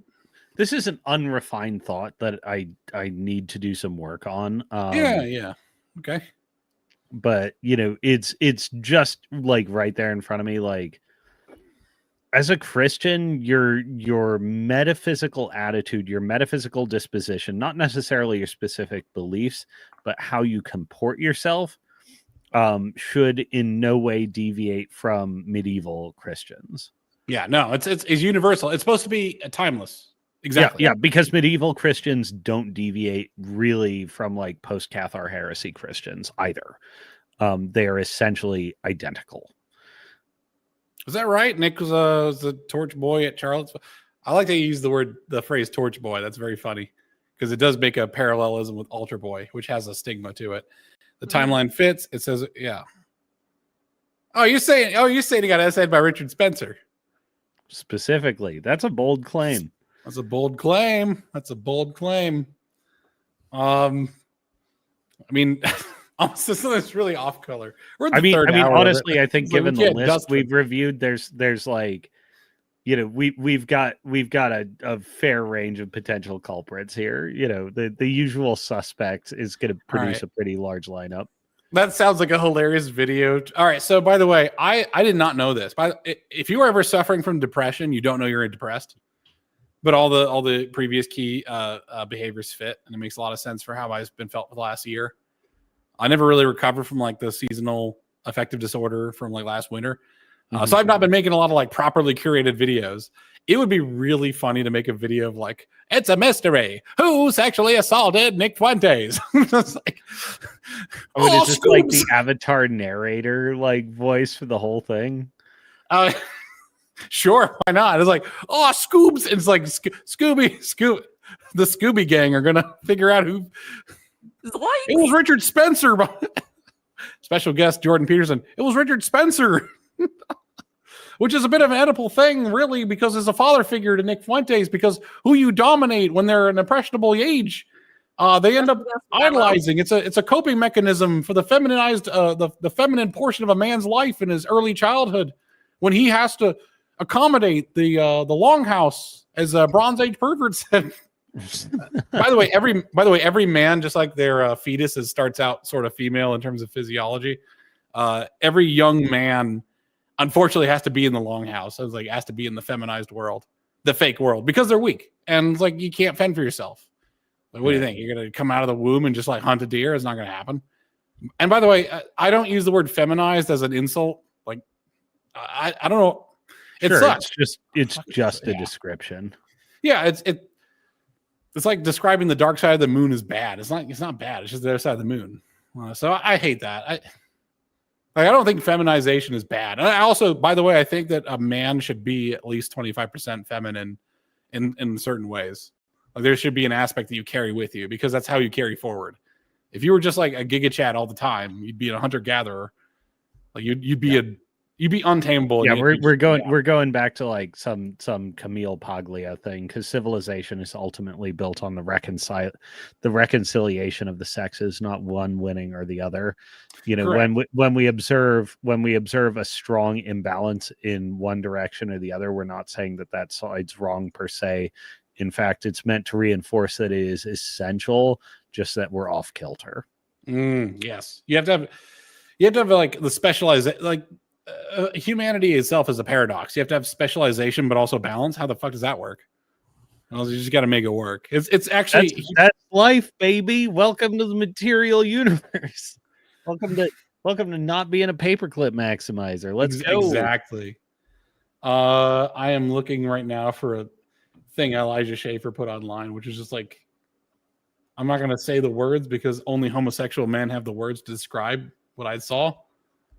Jesus Christ, this man posts a lot of himself on X. Holy shit. By the way, men don't post themselves on X very much. Like proper men, unless you're like with somebody else. Like if I was hobnobbing with Trump's cabinet, there'd be a lot of pictures of me. Oh my God, I just saw it. It took me off guard. All right. I saw you have to see it too. You guys ready? Oh, Lord. All right, let's do it. I'm bracing myself. Oh my gosh. Yeah, there we go. Why? Oh, I've seen Why'd you do it, Elijah? Oh, he's jorking it right under that mirror. Oh, the closet is big. I am in like the world is not your closet. I want out. I want out of Narnia. What are you doing? What the?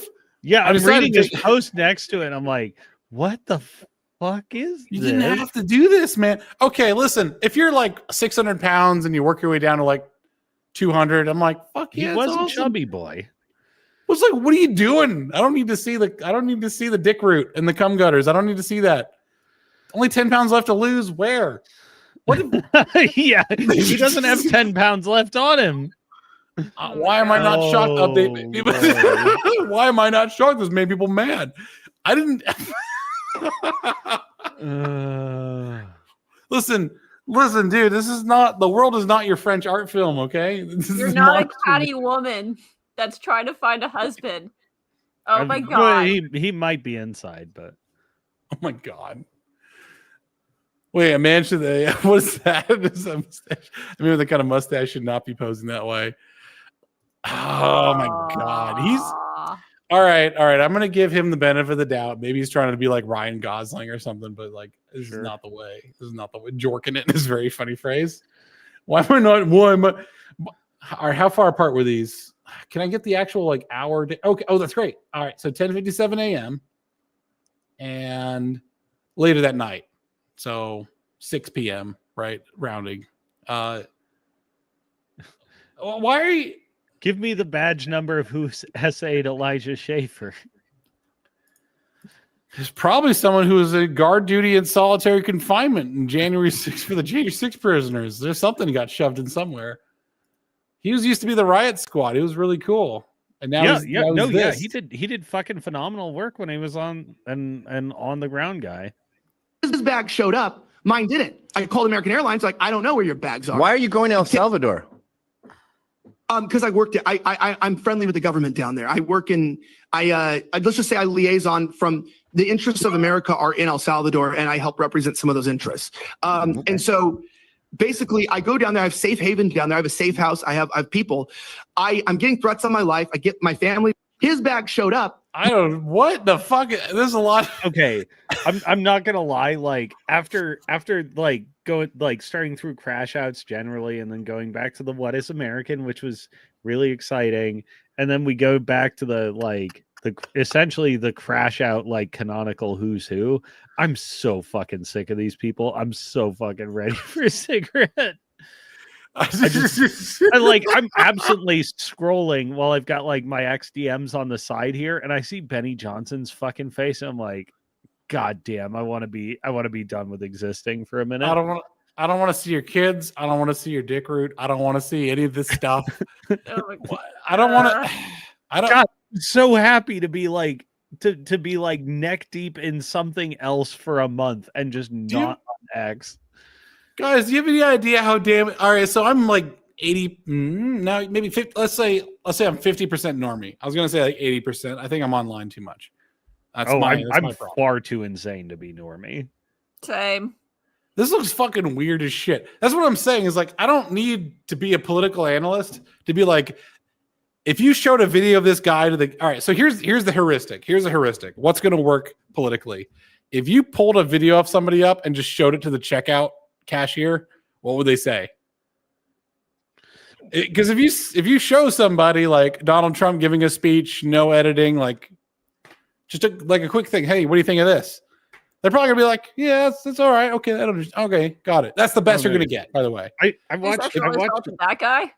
I've watched a lot of that election cycle in like bars and airports. Yeah, and airport bars. It was very busy travel year for me, and I just happened like it'd been a long time since I'd seen The Apprentice when like season 1 was on air. I forgot what Trump's voice sounded like, but I was just watching his body language, and I really didn't like him at the time. I found him distasteful. That's what I'm saying. It's like people, yeah. I'm like, oh yeah, this is a man who's like physically commanding and dominating others in like whatever space he's in, like. You know, you watch the fucking GOP primary, and like, holy shit, all these guys like on mute, not hearing a single word. All these establishment dudes just got mogged by a rando. Yes, correct. And this is a reason why we'll have in the after show I'll describe what we got going on, but we might have an offline conversation. But yeah, one of the things that is a big indictment of elite theory. Is that essentially the populist buoyed a real estate developer from New York to be the king of the world. Yeah, and he's completely mogging everyone at all times. Like all of the elites of the world are just getting fucking mogged by some dude who like poses with a taco salad saying, "I love Mexicans." Yeah. That's so funny. I mean, so returning to Adam Friended, he's actually a big advocate of a counter theory called selectorate theory, which, you know, any theory of history is true enough if you omit sufficient evidence. Yeah, I think selectorate theory is very, very close to elite theory, but like the more we look at events, the more it's like, yeah, the elite theory guys are just like the 19th century version. Like they're just straight up running old software. Yeah, exactly. Because the thing is, information was more controlled back then, but also you got to remember that a lot of elite stuff that was happening was just people surfing. Yeah. And it's like the ocean, like you're saying, well, all right, here's my analogy, right? Elites are like the boat and the populace is the ocean. Who's in charge? Who's in charge? Because you can master the ocean and be a great captain and navigate the ocean, but the ocean is what dictates what happens. Like the ocean is the one who has the force at which you must react to. So to disregard the ocean, no shipwright ever, no captain ever will disregard, underestimate, or take for granted the ocean. That is always a recipe for disaster. So who's in charge? Who's in charge? The horse or the horse? Who's in charge? The horse or the horse rider? Because the horse rider brings the sort of abstract thought and strategy to it, but the horse is far more powerful. Yeah. So it's like, who's really in charge? The horse is in charge, by the way. Yes. So that's a height metaphor. Yeah, exactly. But I guess it's originally Schopenhauer, and then Height borrows it and says no, elephant, because it's just clear. This guy really said I love Hispanics. Yep. This is the funniest shit I've ever seen in my life. Sorry. By the way, I just had another momentary schizo thought about like one of the today is just the day for like neurons firing randomly that should have fired a while ago. Look at those empty cans on the side of your table there and just ask yourself why. So it was stone sober when I realized Nick Fuentes was almost certainly a rape survivor. Rape. Fucking Sam Harris. If you meet the Buddha on traveling along the road, you must kill him, for he is surely not the Buddha. Yes. I think Buddha said that. Yeah, that's fucking Sam Harris right there. He's the false Buddha. Dude, yeah, Sam Harris is the problem with Sam Harris. Preposterously self-congratulatory and like, look at me in Nirvana, and like, no, all devout Buddhists should kill this guy. That'd be insane. That'd be really funny. The problem is that is not a call to action, YouTube. That is just a description of the metaphysical events within a religious paradigm. It would be a very high trust society where it's like, I encourage my guests to be as out of pocket as possible, and I encourage it. And like my guests are the ones that have to show restraint. It's like, just nuke my existence. I've been pretty out of pocket today. Will someone please rid me of this troublesome atheist? This is the reason why I kind of like atheists. The great thing about atheists is they don't take stuff for granted. They don't take it for granted. I don't know. I'm pretty sure a lot of new atheists. Oh no, I'm wrong again. Yeah, I kind of thinking about it for like 2 seconds on this. The Simpsons, like with the Sherpas meme, like, wow, look how far I've climbed, and I don't even feel tired. Yeah, that's retarded. I guess what I'm saying is like Christophilic atheists. How about that? Sure. Christophilic atheists. Yeah. Christophilic. Yeah. Intelligence and unto wisdom. Yeah. I mean, I have this up right now. I'm pretty sure he just has points in charisma. He just has yes. He just has profundity voice. He's not even that smart. I don't know if there's anything worth gleaming out of this anymore, but yes, I might just unshare my screen here because it's like we've been through it. It's all the same shit. Oh yeah. This is Aaron McIntyre pretending that like the moderate right wants the What do you even call the Aaron McIntyres of the world? Are they alt-right? Are they woke right? Are they ethno right? I'm having to come back and reconsider that. Yeah. Maybe I'll revisit it on another Thursday stream, because it needs redefining. The woke right term is in fact falling apart. No, James Lindsay is not very good. Lindsay and Kissin went too target happy. Their definitions were too poor, and they fired at people who didn't even match their own definitions. And what the problem is describing something everyone can see. Yeah. But these guys are just so fucking sloppy. Boy, talk about fucking Crashouts. I'm so fucking sick of Constantine Kissin. And really, I'm pretty fucking sick of James Lindsay. James Lindsay is okay, you're directionally right, and you're ahead of the curve on a lot of things, but boy, do you just fuck stuff up. You are so fucking sloppy. It's disgraceful. The thing is, he needs Kissin's just so fucking high on the smell of his own farts. It's unbelievable how sanctimonious that guy is. Well, it's the English thing. On the basis of so little support.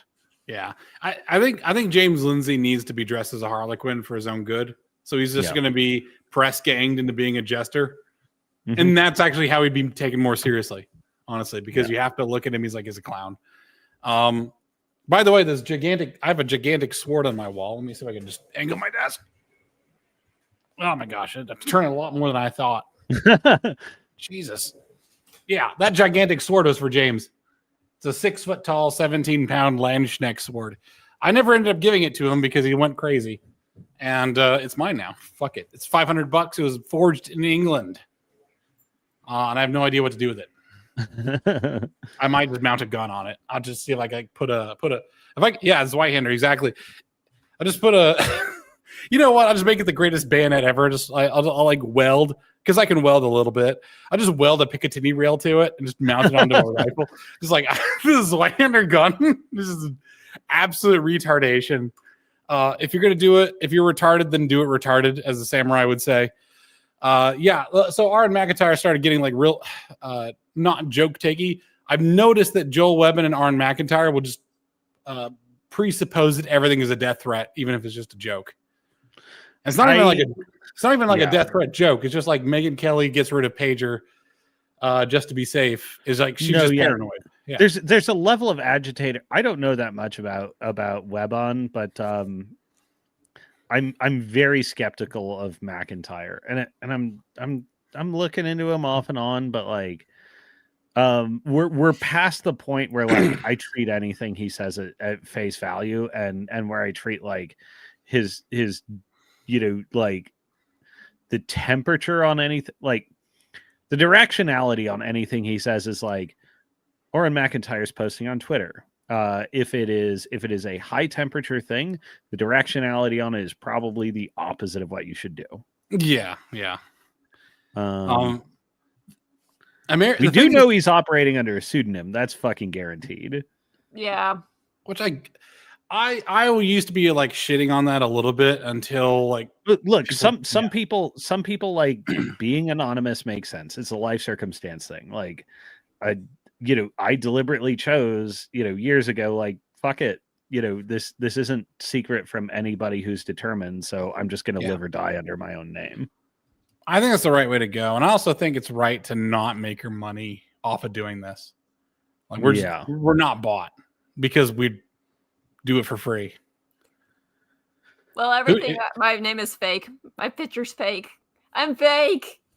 Okay. I got just throwing that out there. You're also a lady, which is very different than being a guy. It is.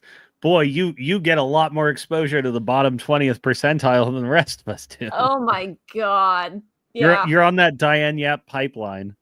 Yeah, I specifically do not put pictures up of myself. Yeah. Nope. I used to have an idea that ladies should be off of social media because it was a bit like porn for them. It's a bit like gambling. But now I'm stay off of social media because it's just you're going to attract the worst. You're going to have the terrible opinion of men. Yeah. Even if you psychologically regulate yourself more or less perfectly as you can see to do in a given environment, you're 3 years away from hardcore misandry. Yeah, there's no stopping it. Just by exposure to men unfiltered by essentially social distinction or comportment. And the problem is, if you run into a halfway decent, I'll finish it. If you run into a halfway decent man, then you're just gonna be you're gonna fall for him and everything, and he's gonna have all the power, so it's completely unbalanced. If you're online too much, it was like, oh, this guy is like super great. Is he normal? I think maybe the internet negs you. I guess what I'm saying. Yeah. It negs your opinion of men. Let me see if I can pull this up. How did I find? Oh yeah, this is my broke ass influencers folder. I don't know if there's anything else. I don't know anything about Patrick Buchanan. People are talking about it. All the people that I don't like are talking about Patrick Buchanan. So I like Donald Trump, to be honest. I don't need to have like some historical figure. Trump is just doing all the shit I want him to do. Yeah. So yeah, I like Trump. That's fair. Yeah. So a lot of stuff you're going to see with the right wing, everyone you like included. There's a good chance that like 20% of the people that you like are going to get caught in this. Is that as you shine more light on things, it's going to reveal lots of bad stuff about people. Yeah. This Joel Webb. So for your background, Joel Webben is a pastor. He came out like a year ago onto the right wing scene, and has basically just been Andrew Tate as an ordained minister. The backstory is that he had sex with one of his parishioners for a year or so. Oh yeah, I do remember seeing something about this backstory. I just don't fucking care. Yeah, so the thing is, it's just maybe I'm drunk enough, but like, I don't know.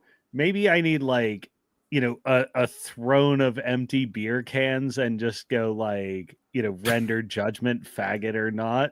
Yeah, exactly. Like you aren't like you just stop mid sentence. That's what I'm saying though. These are the people who are eating literal shit, and I have to make a comment on it. Yeah. Like the literal. No, yeah. I don't give a single shit about this human being. Do not care. I think people who are professional influencers are just prostitutes.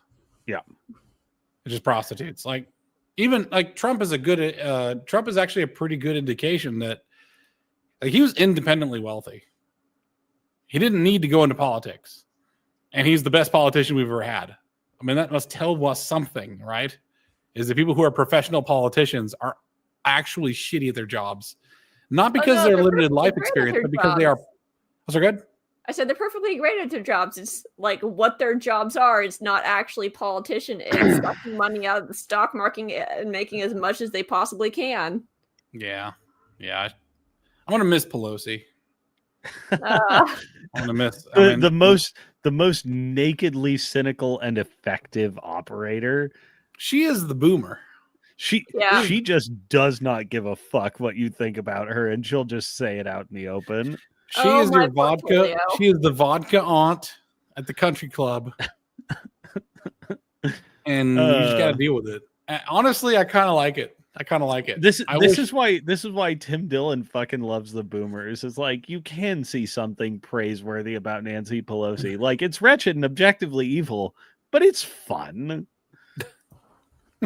Well, also I made a comment. One of my favorite follows. You're Twitter, just like, I find it electrifying how little you care. Yeah, that's the problem with the millennials. They care too much. Same thing with the Gen Z people is that they live in the opinion of others as a major character flaw. Yeah. I know that Sargon also follows this guy. It's Dying Scribe Poe's Law. It used to be Poe's Law was a cruel nigga's thesis. That was his old name. But he just posts like relationship stuff, like normal dude, thoughtful about being normal. That's actually an interesting genre of influencers. He's a normal dude about being normal. Yeah, like he analyzes, he understands the state of normalcy. Right? So he is pretty good about talking about relationships. So incels hate his guts because he's kind of like his opinion is like, yeah, women are not that complicated. You can work with them, which makes a lot of people online very mad. Mm-hmm. Well, yeah, because most people online are diaper shitters. They want their way and they want it now. Yeah, and they also and the diaper shitters. are doing rain dances, political rain dancers, is that they will do the dance and then like step 1, Trump says he's going to do something. Step 2, you shit your pants. He's not doing it. Step 3, Trump does it. Step 4, you take credit for Trump doing it. Yeah. That's pretty much the pants shitter chimpers dance. Yeah. When somebody says always be chimping, it's code for always be shitting your pants. Yeah. I hate the chimpers. And then, by the way, they're doing the same thing the libertarians did, which is they overplay their hand. And they're politically insatiable with, therefore, is a political liability. They're the opposite of the black vote, where they could be the black vote could always be counted on to go Democrat. Mm-hmm. The libertarian vote can always be guaranteed to hate your guts no matter what you do. Mm-hmm. So they're just an anti-political. Libertarians, man. Yeah, they're political poison. They're just a bunch of assholes. That's why I think it was Benign Number Station, or was it How the Doodler said, like, they're a little bit like socialists. This like very utopian view of the world, and if you deviate one slight iota, they're the same genus of preacher. Yeah, exactly. I got shit on big time by who's the Brazilian guy who works, Dan Vask, 3 or 4 years ago, because I said like libertarians and socialists are not that far apart. He was just tearing me open. Ratio.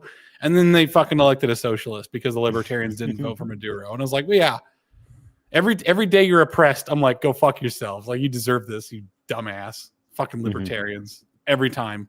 They're worse than Democrats. Anyways. All right. I mean, that's a crash out in of itself as the libertarians, but maybe that'll be a subject for another day. I think as soon as a guy came out with his pants on, that was pretty much the death knell of libertarianism. There's no way to scare hoes faster than not having your pants on. Anyways, do you want to end it there? Anything else you want to say about Crashouts? Yeah, wrap it up. Okay, guys, thanks for tuning in. This has been Menor speaking. Appreciate Alex Cosmin. Appreciate Luna here, our vibes checker extraordinaire. Milk and Cigarettes episode 7's ending right now. Go and drink a glass of milk. Get some sleep. Go and work out. Or drink a lot of beers. Drink so many beers. That's a code word. Drink all of the beers. All right, either drink 1 glass of milk or 7 glasses of beer before you go to bed. Do you want to have a German night? All right, we're ending the stream.